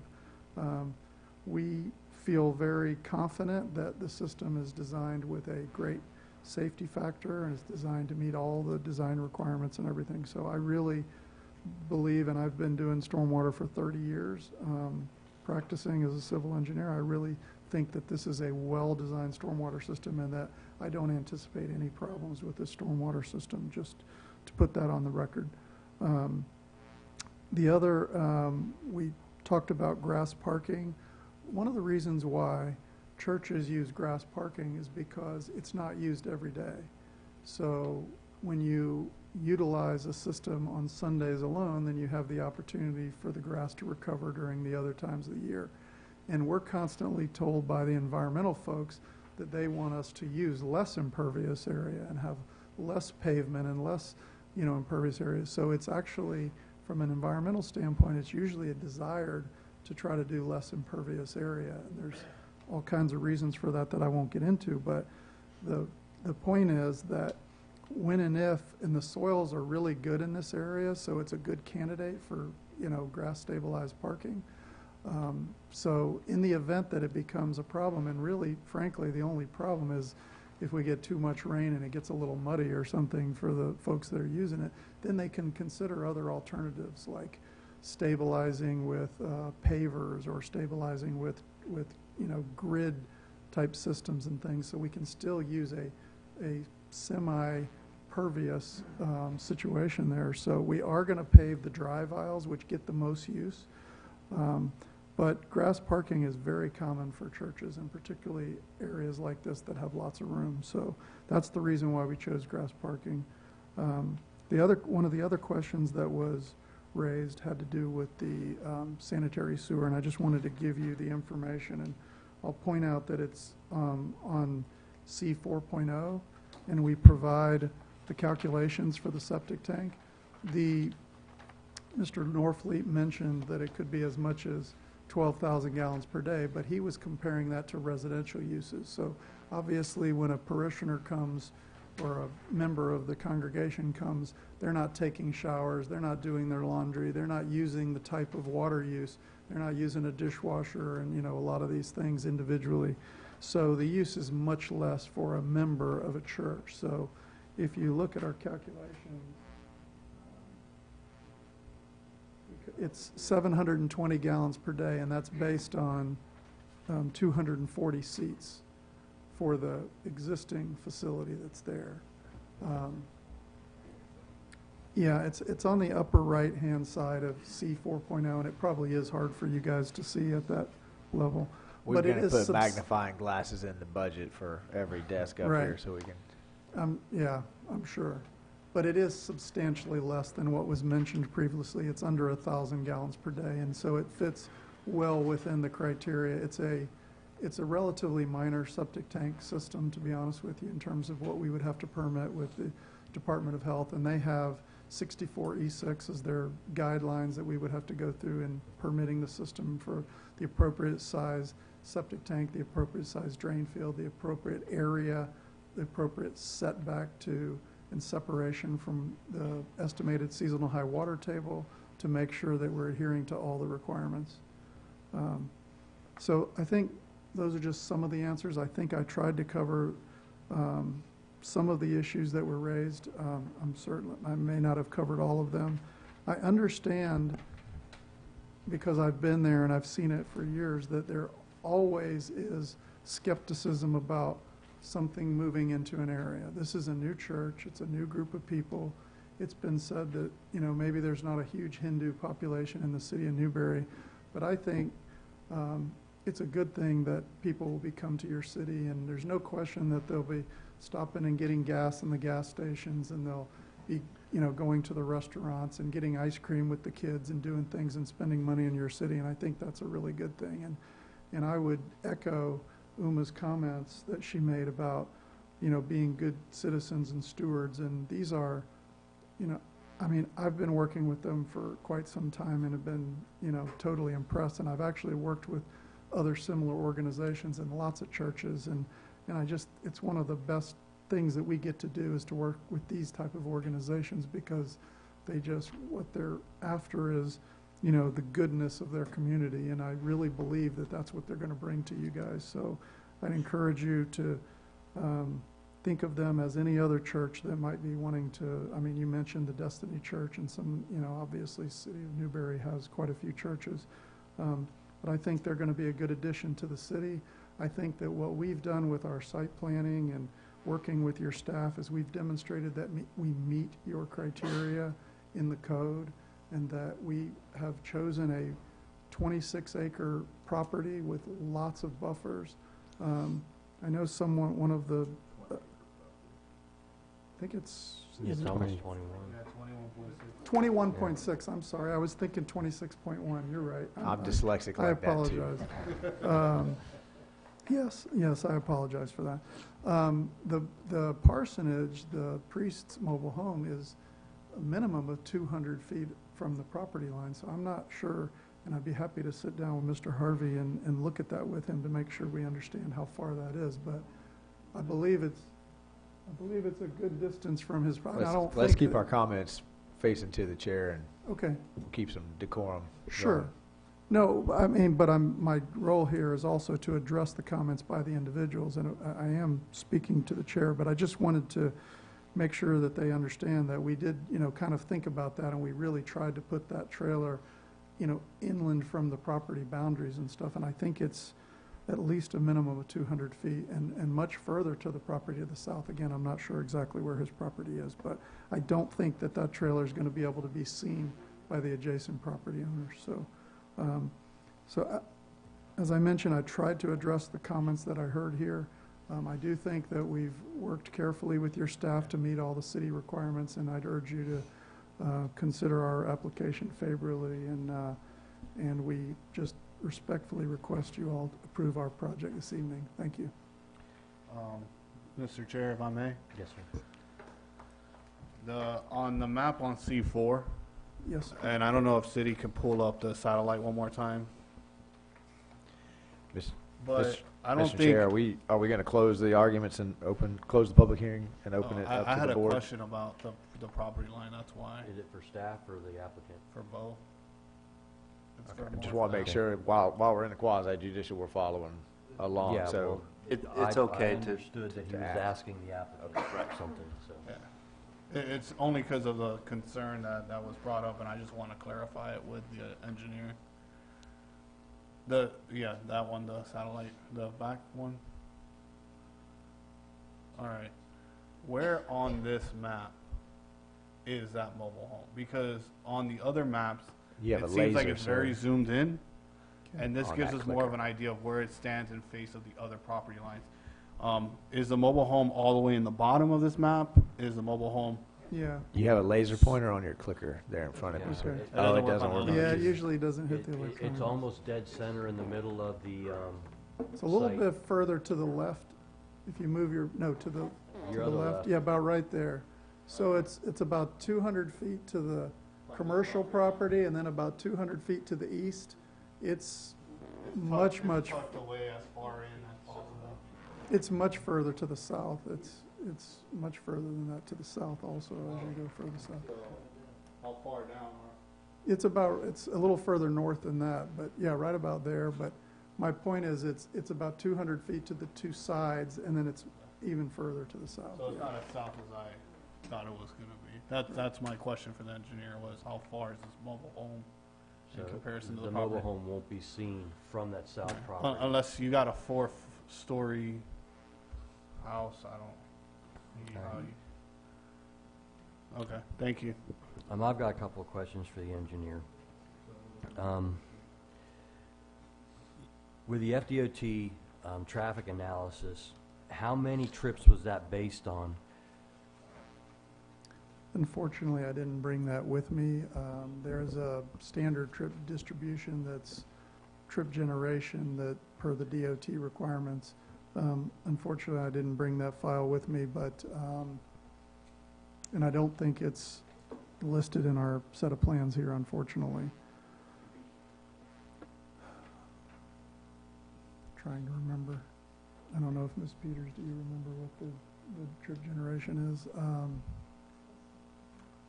I was gonna say about 300 trips, something like that, would be probably the peak, would be 300 trips per day for that peak No. weekend time, but that's an estimate right now. Do you off the top of my anticipate the head. 300 prior to the 15,000 square foot building or after the 15,000 square foot building? Well, now, when you use the 300 trips, remember that's one in at one time Mhm. and then one back out later. Correct. So if you cut it in half, it might be 150 trips maximum. But that is span for, the whole weekend day is basically what it is. And I was referring to the amount for the 3,500 square foot multipurpose building, Okay. not for the 15,000 square Okay, foot. so That would we're have to be looking at minimal reevaluated. traffic at this point initially until after the approval of the larger site or the larger venue. Okay. Another thing that wasn't addressed was noise. Citizens are concerned about noise. What kind of noise would be generated? I mean, there's festivals. I don't know if you're the best person to reply to that, or Unfortunately, I'm not. I would defer to the owners. Chandra, do you guys want to comment on We will have some festivals, and that would probably be mostly inside the building. We will have events outside. Sometimes we will have to put tents and stuff, but most of the times will all be done by about 4:30, 5 o'clock. So, okay, so and I don't there- know, the noise level is right now, we have it at a school, and there is neighbors around the school, and we've not heard any complaints, so. Okay. How frequent are your festivals? I mean, how many festivals do you anticipate? Sometimes in the month of October, we have it's a 10-day festival, Mm-hmm. and there's usually at least one a month sometimes, at the Okay. most. But the 10 days, nobody's going to be there because we all work, so it's very difficult during weekdays for us to participate unless it's very close by. So once a temple, the main temple comes, then there will be activities every day because it has to be rituals that's done and services that are performed for those 10 days. So those kind of events. But Okay. mostly it's one a month is the max. And I they're think. primarily inside? Most of it is inside. Okay. So when we have like a fair or something, we might put tents outside and have some events and. And things like again, that. that's done by early afternoon or late Oh, afternoon? yes, because if it gets dark, Okay. people all want to go home. They all have kids, so they all want to go back, and they're senior citizens that want to go back, Yeah, and they don't drive at the night. citizens were concerned about noise at night carrying, and obviously I it mean, does we carry will be in the very country, careful. We know because we hear noises, so we are very conscious, and we will try to adhere to whatever the noise requirements are for the city. We will try to do that, and we will see if we can invite the neighbors to participate with us and be part of our community also. Okay. Mr. Chair. Yes, sir. Just to elaborate a little bit further, the noise ordinance for the daytime noise in agriculture is 75 decibels, which is a fairly loud noise. Unless you've got amplified music or something, you usually don't reach that level. I believe it's down to 60 in the evening. And then as far as if anybody who has has an event, a festival or whatever, that generates external impacts in the surrounding area, then they're required to have a special use permit from the city. And the special use permit basically boils down to if they anticipate additional traffic issues, then they have to come up with a plan for how they're going to mitigate that, whether they're going to hire off-duty Alachua County Sheriff's officers to come out there and direct traffic, those kind of things, provide extra security or whatever. And so if it became a situation where the festivals were generating so much additional traffic that it became actually a nuisance to the community around it, then they would then have to come in for the next one and get a special use permit that addressed those issues. Okay. All right. Any other questions for our applicant? For the city, in regards to the traffic, Champions Park, there was traffic analysis done. Is that a correct statement, Mr. Chair? Or for the city? Yes, there were. I don't know what the numbers were off the top of my head. It was before my tenure, but we could certainly look that up. But in relative terms, the Champions Park has anywhere from 35 to 100 teams at a time, with all of the parents that travel with those teams. Can I interject real quick? Can this be discussed in our discussion? Okay, I want to. All right. So right now we're going to close the public hearing if there's no more public comment, and there's none. So we're going to close the public hearing, and the commission's going to enter into deliberation. All right. 9, did you want to continue with anything, or were you okay? Closing statement. Huh? This is like my closing argument. Not your closing statement. Do you have any questions? I mean, yeah. We're going to deliberate. So my question is, considering the fact of the traffic of Champions Park with 100 teams, coaching my son's little league is about maybe anywhere from 12 kids with mom and dad. That's a lot of traffic during Champions Park. So I would be interested to see a DOA or the transportation DOT investigation, not investigation, but whatever we have for Champions, because of the way I do agree with the whole curve. I do see a potential safety concern, but I'm not an expert on this matter. So I was just curious to see what it was like for Champions, because Champions does kind of go on a curve as well, if that's possible from city staff.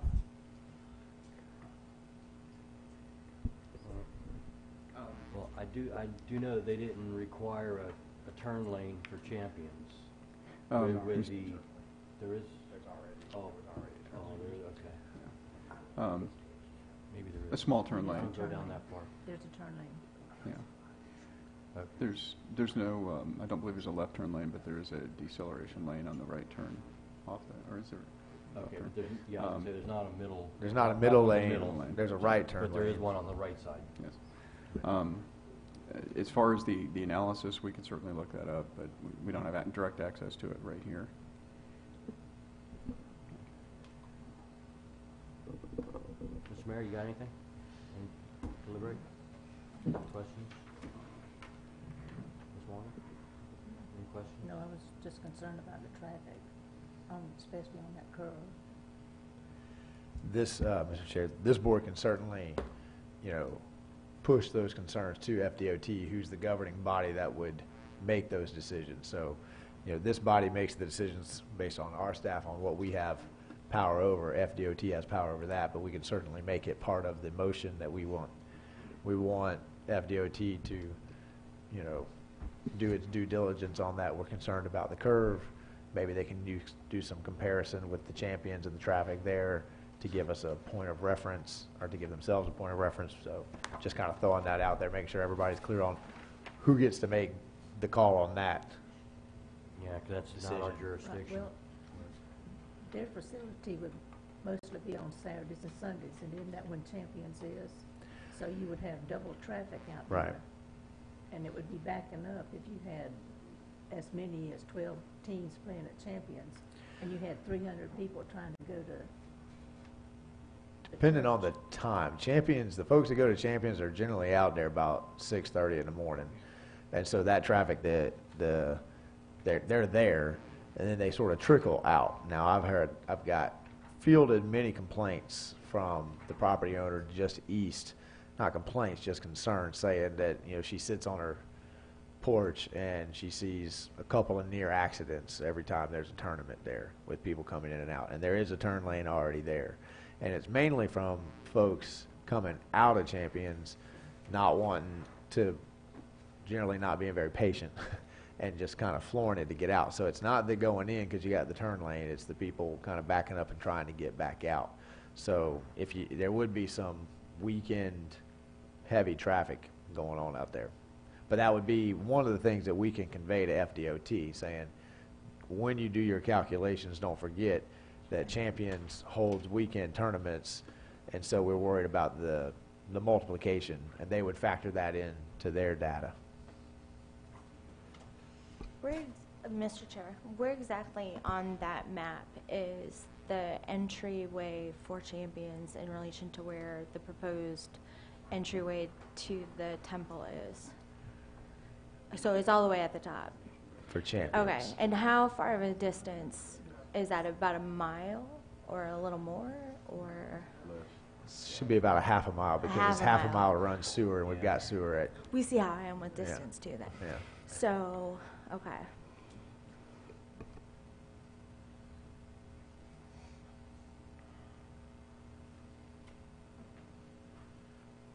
All right. Any other deliberations? Any other questions? Mr. Chair, can I offer a motion? Yes, sir, you sure may. Move that we recommend to the Board of Adjustment approval of this contingent upon the 5 recommendations by staff that are contained on page 9 in the report, plus an additional 6 condition that says that applicant will provide a 20-foot vegetative buffer along the northeast and south property line, as the engineer has said they're willing to do. And that's my motion. Right, in other words, not along the State Road 45, but along the other 3 property lines. I'll second on, if he needs a second, I'll second it. To entertain that motion.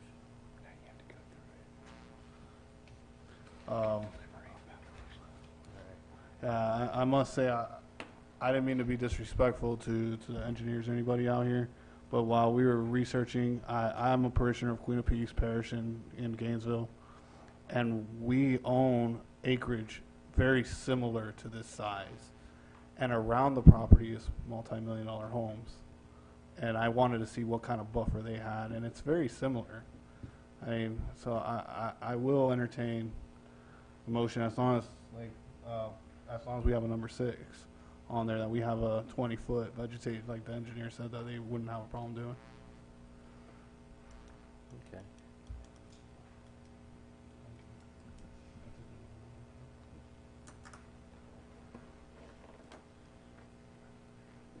And just for reference, what's the congregation size of Queen of Peace? Queen of Peace, we actually just had our ministry fair. We have 1,900 families, and which brings us about to almost 5,000 in that community. And we have multiple buildings on site.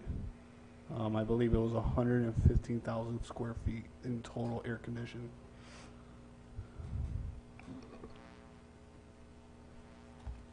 I'd like to add an amendment if the maker of the motion would entertain me and possibly accept it. I'd like to add on that if we can negate the east side parking and create a larger buffer between the property owner to the east and the facility.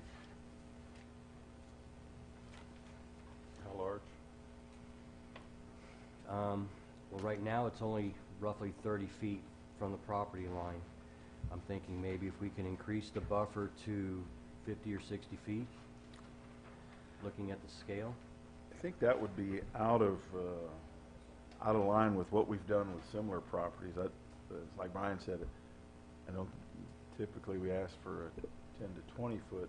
I don't think we've ever asked for a 30 foot before. Buffer. Mr. Chair, also Yes, too, the current distance is 31 feet to the center of the swale, and then another at least 10, I believe it's 12 feet to the actual edge of the parking space. So you're already at So we're at 40, roughly 42 43 feet. Okay, well, Yeah. everything's so small. It looks like we're right next door. Yeah, but I think that's one big lot of planted pines, which extends over into the next lot. And I think one day they'll probably come and clear all of them. At which time I would like them to be required to replant some kind of trees in there that will give that neighbor a little, so he won't be looking right into a retention pond and parking area. You see, that's what I was trying to avoid, was that neighbor looking through trees right into parking. Yeah, I think 20 feet of trees is pretty substantial Okay. buffer. I mean, I think if we say we want a 50-foot buffer on this one, then we would be required to sell it to the other developers that we want that big of a buffer. And that takes up a lot of your space. Well, then I remove my amendment.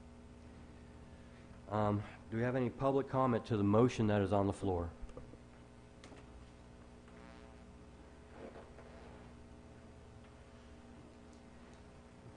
All right. Nobody wants to speak to the motion? Yes, sir. Mr. Chair, we're certainly amenable to the motion. I would just, only thing I would ask is a little clarification. I wasn't exactly sure where the 20-foot buffer was being requested, because the shape of the property is so odd, that what is the south? And I just, maybe if we could point it out or something? If we can go to the next slide. Yeah, I was, that section right there. I was talking about the east parking. So this parking here? Yeah, I was referring to the 20-foot buffer to make sure that we get that in the right place, that's all. Go Oh, to okay. the satellite view, because it shows the commercial property. So I said the north, the east, and the south along here. No, not. But not along the road. So basically, all borders except for what's on 2741. Okay. And Including the commercial border, Mr. Mayor? Yes. Because this is an old abandoned hotel, but one day this will all be cleared out, and something else will be there. Mr. Chair, just as a point of clarification, we don't typically require buffers between commercial uses, and the church would sort of quasi-commercial in use. Correct. And so typically, we have not required vegetative buffers between two commercial uses. My concern was increasing. If it was buffer between residential, the residential. Yeah. Okay, well, let me modify that motion to say on the north and east side only. Okay. Is that better? Yeah, that- Yeah. And that little shoe. Well, that's what he's just making sure that we're pointing out. Yeah, I would point out the shoe, which is that little area right there. Yeah, but we all know that's been commercial for a long time, there's nothing there. Sir, I'm gonna need you to come up to the microphone so that, and we're not quite there yet. Deliberation. Yeah, this is a public comment. Well, we had asked for public comment on the motion on the floor. Oh, okay. So when the current speaker yields, we can get him up here. Yeah, okay, so that's my amended motion. The seconder will go along with that. Okay, so your motion is to include vegetative, the 20-foot buffer on the north, east, and that shoe. And a small piece of the south up to where it intersects the commercial property. Okay. Do we have a, Naeem, are you still seconding? I still second that motion. All right, now, do we have more public comment on the motion that's on the floor? Mr. Chair, again, all I'm trying to do is make sure I'm clarified. As far as the location, that was perfect. Thank you very much, Mr. Chair. So, as I think I understood, and I guess this is more for Mr. Thomas and I to make sure we take care of this properly and meet your intent, that we would, in the areas where we can keep the planted pines and keep the existing vegetation, that would be fine. But in the areas that we don't, we have to plant back, or like he said, if they were ever removed, they'd have to plant that back to create the vegetative buffer. Is that correct? Correct. Okay. Thank you very much for Thank you, sir. clarifying.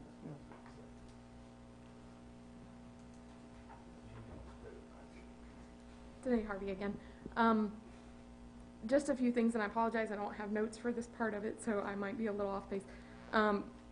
Again, the concerns with DOT, I understand that you guys don't have a ruling on that, but that is a major concern, a huge concern. I almost got in an accident right there in front of Champions today because somebody decided to make a right-hand turn and didn't get in the turn lane. When you're going 55 miles an hour, it's pretty hard to stop, and that's the speed limit on that road. So it is a major concern when you're talking about bringing 300 more vehicles in there. How many times a week? They say one now, but they even say themselves that at some point they'll have a 10-day festival where you're bringing people every single day. They're bringing in festivals once a month on top of their regular services that they have. That's a genuine concern for us, you know, and I am a property owner there. I bought my property there because it was outside of the city. I built there because I didn't want to be next to commercial buildings. And now I'm not getting a voice or a say in it. They're just going to pop this temple there and have 300, 400 people come in the property right next door to us. How many times a week? Right now it's one, but what is it going to be long term? And that is going to affect my property value. I understand in the report it said it wouldn't, but I can guarantee you it will. You know, we came out there to be away from everything. We bought acreage out there so we didn't have to be in town next to all this stuff. And I think it's an unfair comparison to compare it to DCC. DCC is on not just a state road, but a major highway, a 2-lane highway for one. And two, there's not residential properties that butt up next to DCC. The only one is Miss Narita, and her house is pretty far removed. And I think there's another one further back on 202 Street. But there's nothing that butts up to it like all the residential neighbors that are around this property. It's going to be a big impact on us, and I hope that you guys take that into consideration, not just the fact of growing Newberry. I understand that. I want to grow Newberry. We're developers. We're builders. We want to grow Newberry. But I don't want a 15,000 square foot temple in my backyard at this point. Why not look at something closer to town, as you want to call it, and develop something there? I think it's not doing us justice as property owners and ourselves as we generate revenue between all of us that are here that live out there. There's several hundred acres that are owned, and that's not being taken into consideration.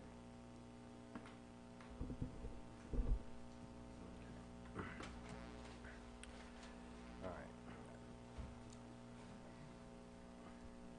Well, actually, I want to propose another amendment to the based on public comment. If the maker of the motion will entertain me, I'd like to possibly add another amendment.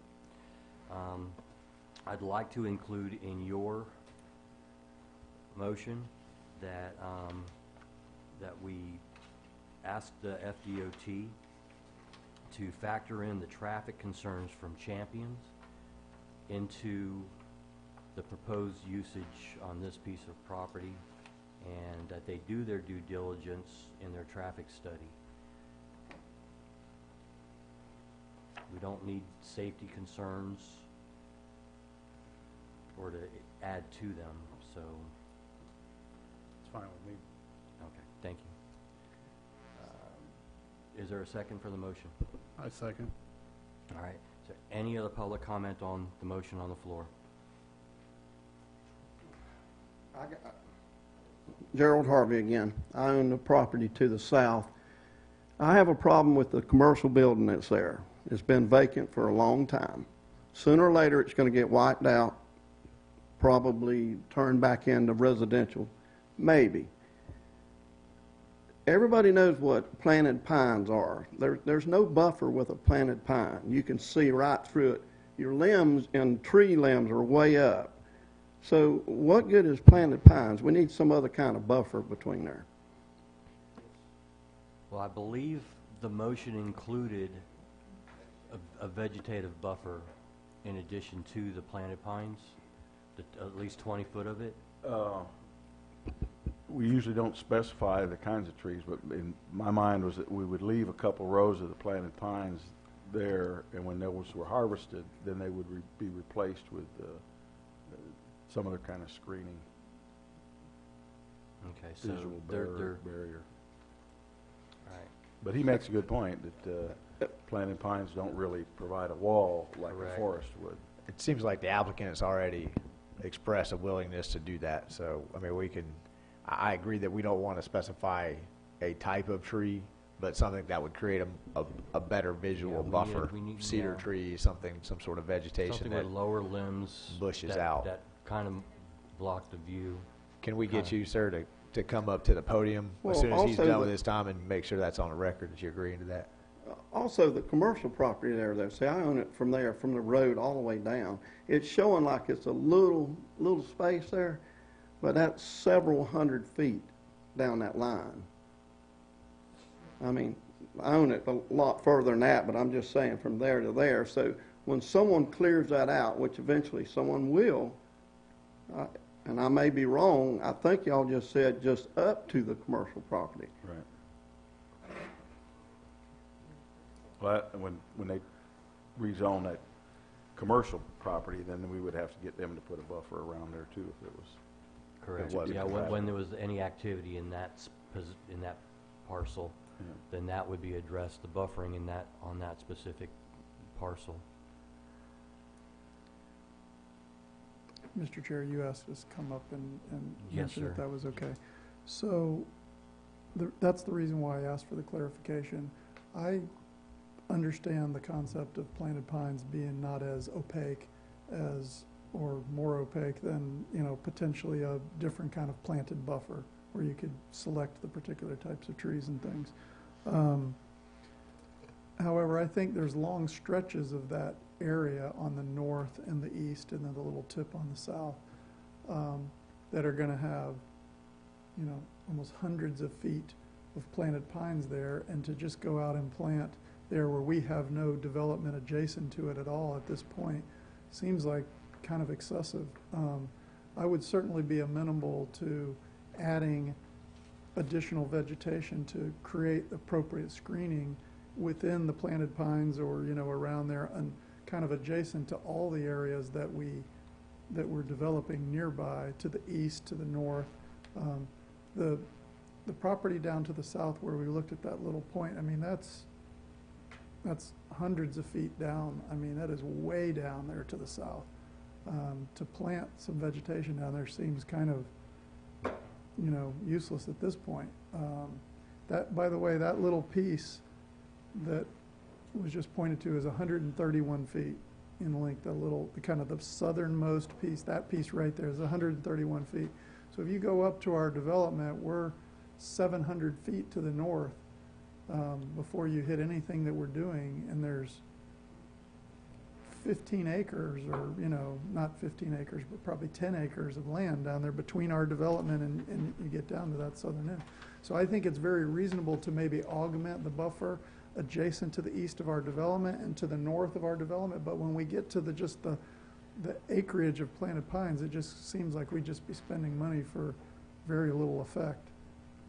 I mean, that would just be my thought process on that, but I'm fine. I see the point on the east side, particularly when we're impacting it right up to that, 20, 30 feet or whatever away. So if that's amenable as to what you're considering, I mean, we'd be fine with that. But you're okay if those trees are harvested and you have that open exposure of putting a buffer, you'd be required to Yes. put a buffer back in its place. Yes, that makes sense. Okay.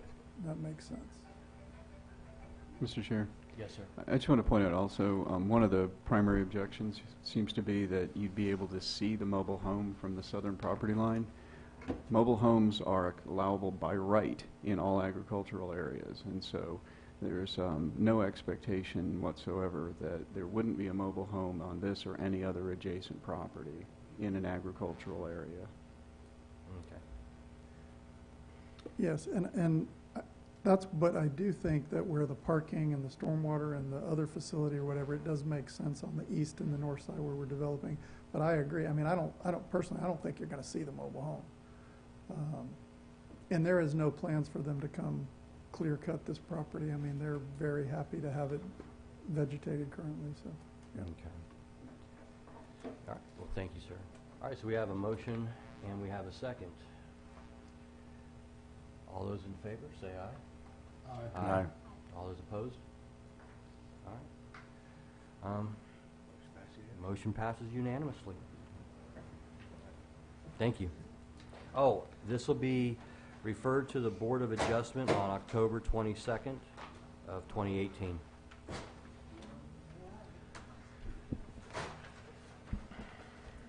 Folks, our motto in Newberry is, we believe in Newberry. And so anytime someone chooses Newberry out of every place that they can come, we take it as flattery. So we appreciate you believe it in Newberry, and we appreciate what you're trying to do.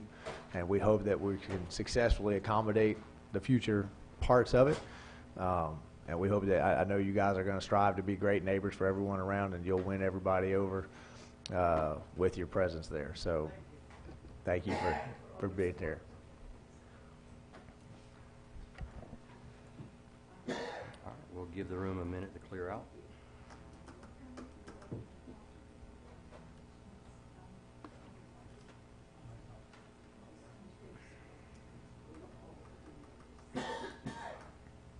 And thank you folks for waiting patiently. You were almost moved up. You almost got bumped. I know you were like, yes. You were right there. Yes, and then they walked in. But you guys, I'm sure that was an interesting conversation for you to be here. All right. All right, so this brings us to B. It's another quasi-judicial public hearing, application SE 18-03. It's an application by Amy Anderson and Jacob Baird, owners, for a special exception in the RSF-2 residential single-family zoning district to allow small livestock, which are dwarf goats, in conformance with section 4.2.38.2 of the land development regulations on approximately 0.48 acres located at 25810 Northwest 1st Avenue on parcel 02467-002-001. At the end of this, if it passes, we will announce the date the application will first be heard by the Board of Adjustments. Because this is a quasi-judicial meeting, we're going to go over the quasi-judicial procedures again. This procedure is to ensure that the applicant provides a complete presentation of the request prior to any testimony being provided by the staff. All public testimony will be taken under oath. Everyone testifying will be subject to cross-examination. All documents and exhibits shall be entered into evidence. The giving of opinion testimony is limited to experts, and closing arguments will be limited to the evidence of record. The procedure we will follow this evening is that we will, number one, first hear from the applicant, and the applicant presentation has no time limit. Number two, the applicant will then be subject to cross-examination. Number three, the staff will then enter the staff report into the record and answer questions. Number four, the applicant will have the opportunity for rebuttal of any testimony against the application. Number five, the floor will be open for public comment. Each presentation will be limited to 5 minutes, and members of the public will have an opportunity to question the applicant or staff. Number six, the applicant will have an opportunity for closing arguments. And number seven, the public hearing will be closed and the commission will enter into deliberations. At this time, I'm going to ask if there's any ex parte communications on this event. No for me. I have none. None. And I have none. Mr. Chair, I'm a non-voting member, but I wanted to take this opportunity to apologize publicly. I did talk to the applicant about some confusion that they had with this. I offered to come and meet the dwarf goats And originally, we weren't going to do that, and then we said, well, maybe it's a good idea, and then I dropped the ball. And I did not make that meeting. I still would love to come by and pet the goats at some point in time. I wanted to publicly apologize and admit that that was my failing. I didn't make it over there to beat the goats, and I do apologize. Okay, at this time, anybody that is here to speak on this topic, I need you to stand up and raise your right hand, please. All right. Do you hereby swear or affirm that the testimony you're about to give is the whole truth and nothing but the truth? All right, thank you. All right, so if the applicant could please come up to the podium and introduce themselves. I'm Jacob Baird. I'll be doing most of the talking, and that's my partner, Amy Anderson.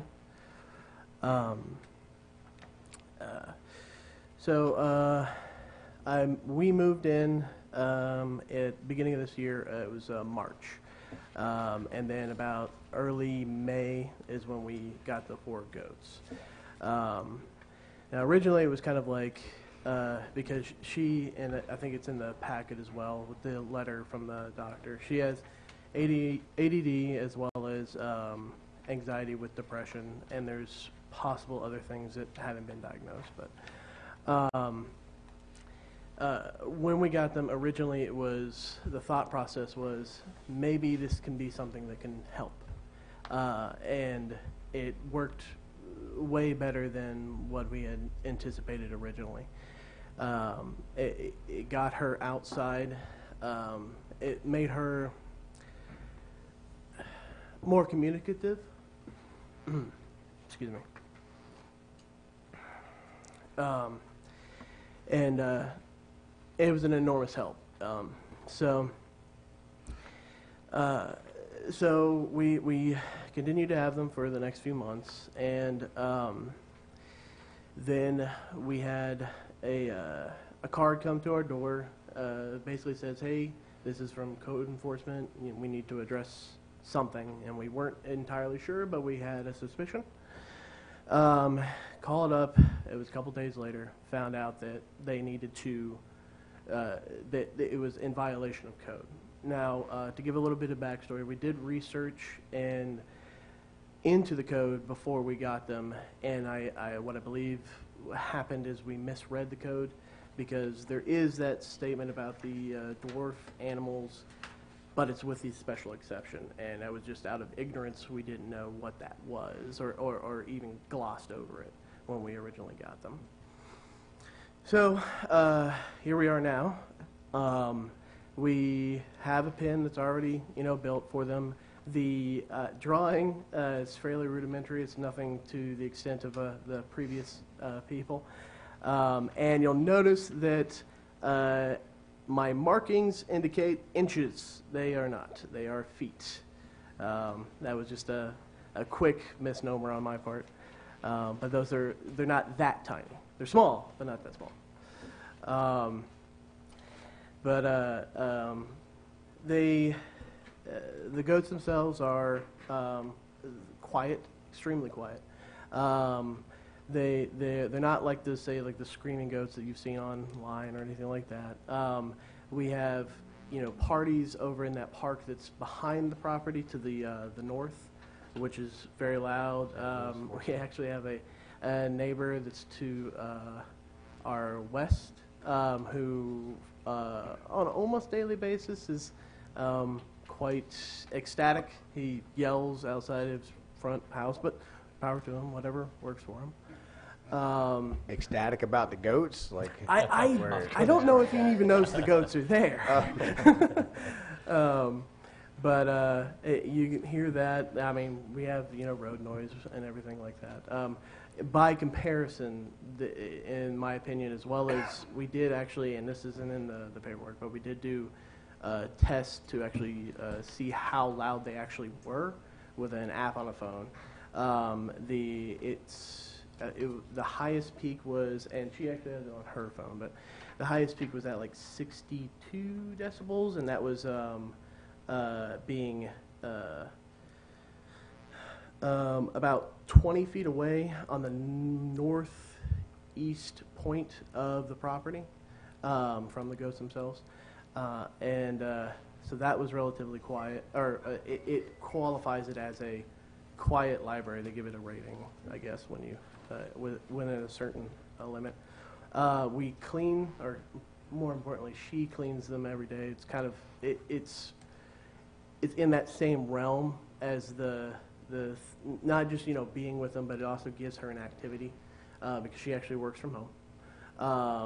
And she cleans their pen every day. We have a compost pile at the back of the property that all goes into. We're not looking to expand on the number of goats or anything like that. The pen itself is about 1,100 to 1,200 square feet, approximately.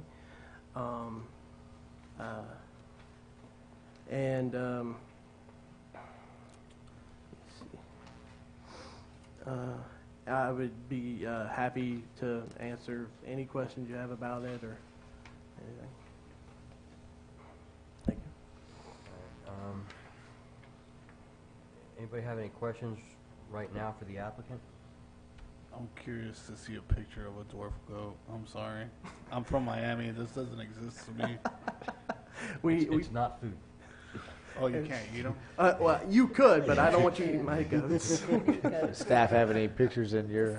Staff has some pictures Staff in their has pictures. Okay, thank you, Seth. Yeah. That was my intention, was to go and meet the goats, and I can bring and show you all pictures.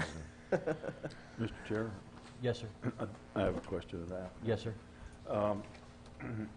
I understand that they're therapy goats, and I think that's a great idea. I just wonder why you need to have 4. Do you get 4 times as much therapy? And I understand that you're attached to those goats. When I was thinking of saying improve these 4, but by attrition, as they die off or whatever, that you limit it to 2. Gotcha. Just because 4 is more like a herd. Yeah. Most therapy animals are like solo. Yeah. And I could see 2, so they have some companionship or something. Yeah. 4 seems like a little bit much. But is there a reason for 4? I don't want to mess anything up, but things are working good with the therapy animals. It was basically, they came as a package deal. They're all papered goats that one's essentially the grandmother, the other one's the mother, and then there's 2 small kids, 2 baby goats. So would you be amenable to saying that you wouldn't replace them if anything happened up to a limit of get 2. down to 2, then you wouldn't I mean, replace the ones that died off or whatever. If one's a grandmother, I don't know. Yeah, that doesn't seem unreasonable because I think as long as, and correct me if I'm wrong, as long as there's at least 2, they should be socially fine themselves. Yeah. So as far as the noise, I mean, I got dogs that live on all sides of me. I don't think they're any louder than a dog, are they? No, They're definitely not, I get dogs that bark all the time, but that's part of living in town, so yeah. I don't have a problem with that. In comparison with a dog, how big is a dwarf goat?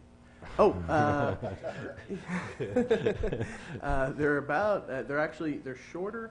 I would say the biggest one that we have by weight is about the weight of a dog, like an average dog. Okay, like 60 pounds or less? Okay. About 60. But that's also because she's like built like a barrel. That's why she's named Butter.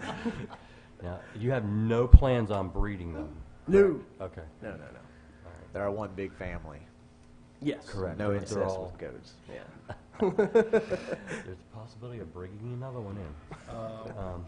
Mr. Chair, I'm going to be a Matt Hersom here with the whole agriculture stuff. Goat milk. There's no producing goat milk here. There's no... No. Now, when we originally got them, we did attempt it because one of them was milking, but she has since gone dry. And the only way to, as you would know, milk goats is... He's from Miami. He doesn't He doesn't know. I don't know. Okay. I just know Commissioner Hersom talks about making sure that these things aren't for sale. His goat milk comes in a can. Yeah. You'd have to breed them to be able to milk them. Okay. So, Thank you. yeah. Mr. Chair, Yes, sir. I've messed with goats a little bit, and the male goats put off a pretty foul stench. Yes. Now you've got a grandma and you got Butter, Yep. who's the mom, and you got 2 kids. Yep. Are one of the kids males? No, but No, all of them are female. Everybody's female? Yep. Okay. Because one of the things we do with chickens, we allow chickens, but not the roosters, mainly for the noise. I think with the goats, that you might start getting some complaints from the neighbors if you had a male. And maybe that's not as bad an issue with the dwarfs as it is with the full size. I just know that the full size males, whew, you got to have those suckers somewhere 20 acres away from you because they're just. Yeah, I've heard they're bad, but we haven't. Yeah. No They males. definitely get right. Definitely not. This is probably, I may have to wait for staff to make their presentation, so I'll just hold off on that question. All right, any other questions for the applicant at this point? All right. Thank you, sir. Thank you. Well, at this point, we'll have staff come up and make their presentation. Apparently, we've got some questions for you. Wendy Kinzer, Principal Planner for the City of Newberry.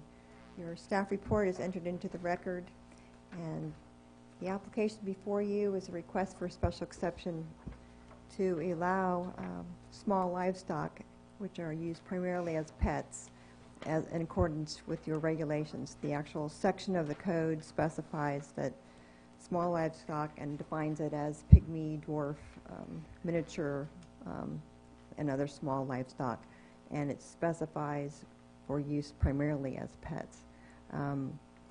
So in looking at this particular location, the application being for, let's see, let me see if I can do this. Does this work? Does this work for me? Okay, thank you.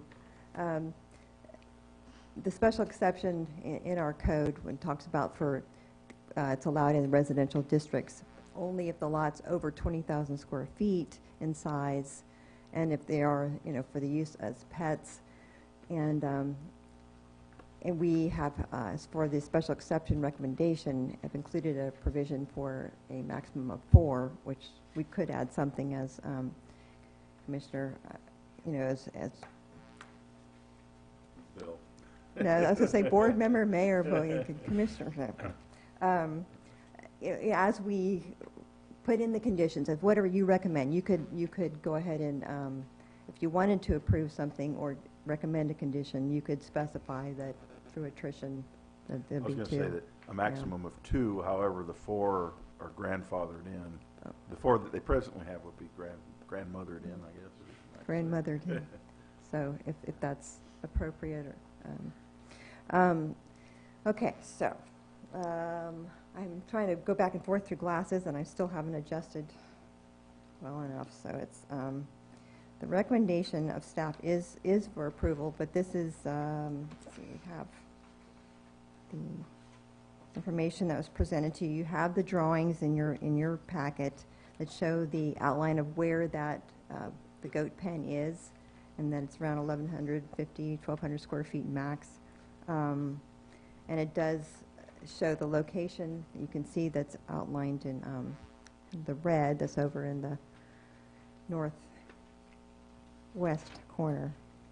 And it does have a 7-foot fence over on the eastern side of the property. And the actual pen itself, if you look at the next couple of pictures, we have some pictures of the pen and the goats.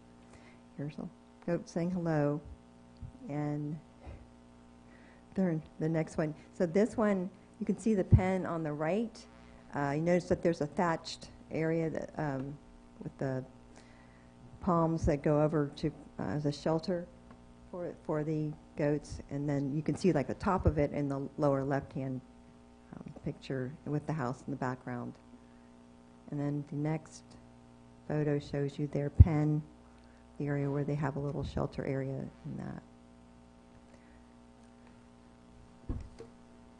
The zoning regulations specifically state, just so that for the record, in 4.2.38.2, the keeping of small livestock in single-family residential zoning districts in addressing that within single-family residential zoning districts on a parcel greater than or equal to 20,000 square feet or more, the keeping of small livestock primarily as pets is not considered animal husbandry and may be permitted as a special exception. So keeping in mind that special exceptions, you have the ability to place conditions that help to ensure compatibility and to ensure that it will be consistent with your surroundings, your regulations, and that works, looking at noise, at smell, sound, that kind of thing. So the provision for the conditions that are recommended by staff that say that the applicant would clean clean the area each day, and that the special exception is tied to the site plan that's permitted, that's submitted with the application, and then that would be tied. You could add other conditions if you so choose. Staff recommends the ones that are included in your packet. So if you have any questions, I'm happy to try to answer them. Mr. Chair, could you go to the next, I think it's the next slide. It showed the whole pen. No, it's not that one. Next It's the one one. that showed the whole pen. Yeah. Yeah, that one. So do they have 4 goats and 4 chickens? They do, Okay. yeah. And the 4 chickens, you saw the provision in the code that was included in your packet that shows that those are So- allowed by. For clarification then, would the provision be that they could have 4, because it says the keeping of said bird shall not exceed a total of 4 birds. So if they had chickens, ducks, pigeons, they could have a total of 4 birds of any of those types. And this is Total. not part of the special exception because it's allowed Right. by right. But yes, I mean, as long, I don't have the section right in front of me, but whatever it says, it says a maximum of 4. Keeping of said birds shall not exceed a total of 4. Yes, that's true. And the types of birds are listed. Okay. So theoretically, that would definitely be something, but not part of the special exception. All right. What is the decibel level requirements in a residential? Looking at me. Off the top of my head, I believe daytime decibel levels for a residential district is 65, and nighttime is, I believe, 50 Okay. at the property line. All right. Any other questions for staff? I did get to meet them, and they are small, and they didn't have any smell that I noticed, and then also the sound. One of them made a little sound, but I guess they make more sound when they're happy to be eating. But I did not, as from my experience, seeing them just for that one time. Mr. Chair, I did have one question. Yes, for sir. Wendy. Did you send out notice to adjacent property owners, Yes, sir. individual to their houses and saying? It's within 400 feet. Okay. Those property owners are notified. All right. Mr. Chair? Yes, What, yes, ma'am. what types of special exceptions have we allowed in the past, and with what restrictions? Or is this like a new one? We have, since I've been here, I have not seen a special exception in this kind actually being used. I don't recall any since 2007. I remember we did a pot-bellied pig one time for a house near mine. Oh, that's right. There was a We potbelly. approved it, yeah. And it got loose all the time. And I think that was one of the reasons why that provision, that you see those provisions that were inserted into a lot of codes. Remember when pot-bellied pigs became Yeah. the rage, and they started using more and more of the small livestock as As a pets. Yeah. All right. Any other questions for staff? All right. Thank you, Wendy. The applicant wants to come back up and can rebut anything he heard. He can add some more. I mean, all I would say is that nighttime they're completely silent. because I heard that brought up, because they're prey animals. They, go away and they want to be quiet. Other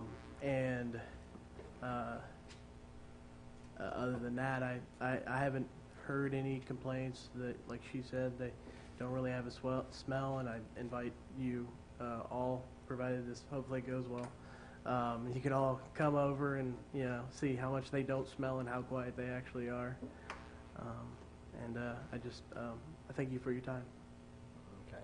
And you've had them since May. Correct. And you haven't had, none of your neighbors have complained, correct? Not that I know of. Not that I know of. They haven't come to you? Exactly. Okay. There we go. Yes, sir? Mr. Chair, I will point out that the reason that Yeah. they were visited, the applicants were visited by code enforcement was because there was a complaint. I think it may have been anonymous. I don't remember all the details, but it wasn't based on smell. It was a noise complaint.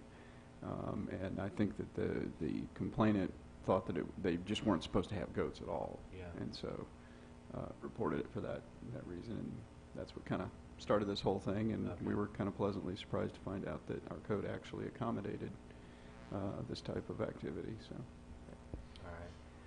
All right. Now, I don't know what picture it is. Can we go back a frame? Maybe go back to the drawing. So they're so cute. Okay. Now, where the pen is, Mhm. to the west of that, that's vegetation, correct? On the other side of your property line, it's not. Yeah, I mean, just there's like no yard overgrown or trees for your or- neighbor's yard or anything like that. No, basically right where that, on the left end, where that green line is. The heavy green line. Yeah, that's right where that vegetation ends and then goes into his, that neighbor's yard. Okay. And it's along the old train track. Yes. Okay. Yeah, at the back end. All right. Thank you. Thank you. Any other questions for the applicant?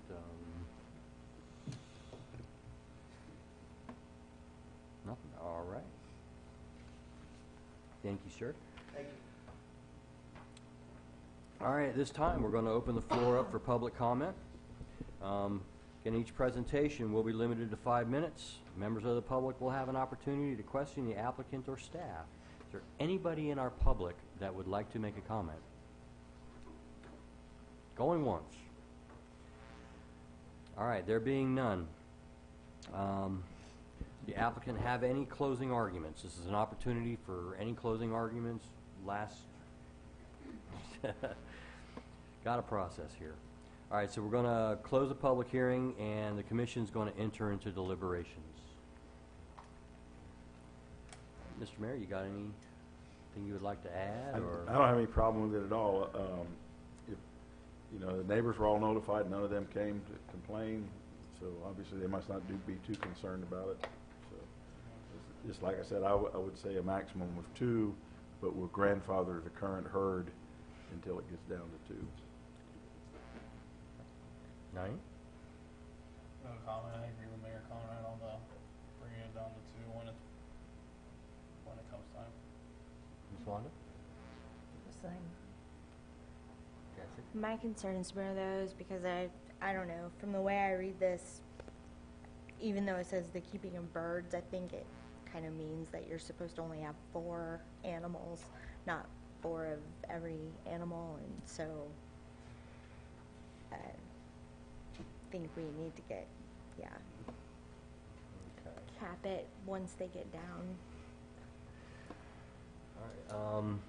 That would be a question for Brian. Can we Is ask there Brian? any Or other Is there a discussion? limit, how many Deliberation. small animals you can have on your property? Mr. Chair, my interpretation of what we have in our code is that like Ms. Kinzer pointed out, the keeping of 4 fowl is separate and by right. It's been written in. This special exception would be in addition to that. So I don't think it limits the number of livestock type animals that you can have to 4. But each particular type would have to come before the board, Other than fowl. other than the fowl. Yeah, yes. So they could have 4 cats, 4 dogs, and 4 goats, and All the above. The goats would have to come back for special exception, but the cats, the dogs, the fowl, they could have 4 cats and dogs. Anybody ready to put a motion out there? I move to approve the special exception with the amendment that it is as the herd decreases, that it is capped at 2, but the current 4 are grandfathered in. All right, we got a motion, got a second? Second. All right, motion and a second. Any comment on the motion from our public? From the city attorney, using the term grandfathered in this condition, is that, Perhaps that was. can we, is it all right to, would it be better to rephrase it so that it didn't use that term, or does it not matter? I know it has a different connotation. Yeah. Yeah, you have to say grandmother, and I wouldn't have exception, so it's not really It actually takes a grandfather. grandfather and grandmother. All right. Sorry. No, but I do believe the motion as presented is Is acceptable. Okay, all right. So we'll grandmother them in. True. All right, so we've got a motion and a second. We've had public comment. All in favor, say aye. Aye. Any opposed? No. Motion carries unanimous and is approved. Thank you all very much. Thank you. Looking forward to seeing those goats.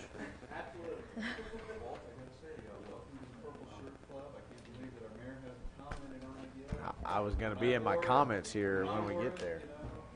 Ooh. Pointed out over and over.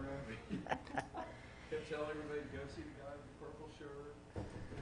I'm wearing purple. I'm scared to wear it. Yeah. I'll wear it for the podium anymore. Oh, never be afraid to wear something you like. All right, so, here we go. All right, so we're at number 8, topics from members for discussion. Oh, I need to let them know. This is going up for the Board of Adjustment on October 22nd, 2018. Thank you. Almost forgot that. Wendy probably rushed out. All right, so we'll open up for topics from members for discussion. Bill? I won't be here at the certified local government training because took on a job of being a soccer coach, and we got a soccer game. But I've already had it before, so it's not like I don't care about it. I had it a few years ago. Okay. Is that it? That's it. Oh, well, some of us went to that training at the GRU on zoning. Correct. Very interesting. Thank you, staff, for setting that up. That was allowing really us to enjoyable. It was a long day, but we learned a lot. I think it was very helpful. Yep. That's good. 9? I don't have any. Ms. Wanda? I don't have any comment. Well, I want to take this opportunity and tell everybody how proud I am that my son is a U.S. Marine.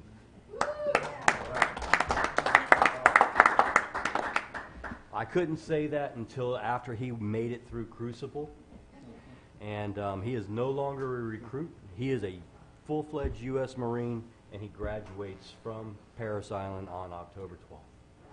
So, very proud. Right. Well, that was going to be my comment right there, was to tell you congratulations. But I want to let everybody know that we had another farm share event. It's the third one, I think, that I've participated in. And we had about 50 or so high school kids and middle school kids show up. City helped out. The American Legion helped out. And we fed just under 500 families. We've got that thing down to a science at this point. 500 families in just a little bit over 2 hours. It was a drive-through. People didn't have to get out of their cars. So it was great. I wanted to thank the Legion and just let the folks watching at home know that we've got some great kids in this town. And when you get 50 kids to wake up at 6:30 on a Saturday morning, you've done something pretty big. You've accomplished something right there. That's my only comment, Mr. Chair. I have nothing, Mr. Chair. Tom, you're good? Can't believe that. Nothing about your granddaughter? Congratulations, by the way, on Thank- your thank new you. granddaughter. Or actually, the revelation that it's going to be a It's granddaughter. going to be a granddaughter, yes, sir. That makes 3 girls and 1 boy, so seems to be a trend. But thank you. You're welcome. Nothing else from anybody? Well, with that, we are concluded and adjourned.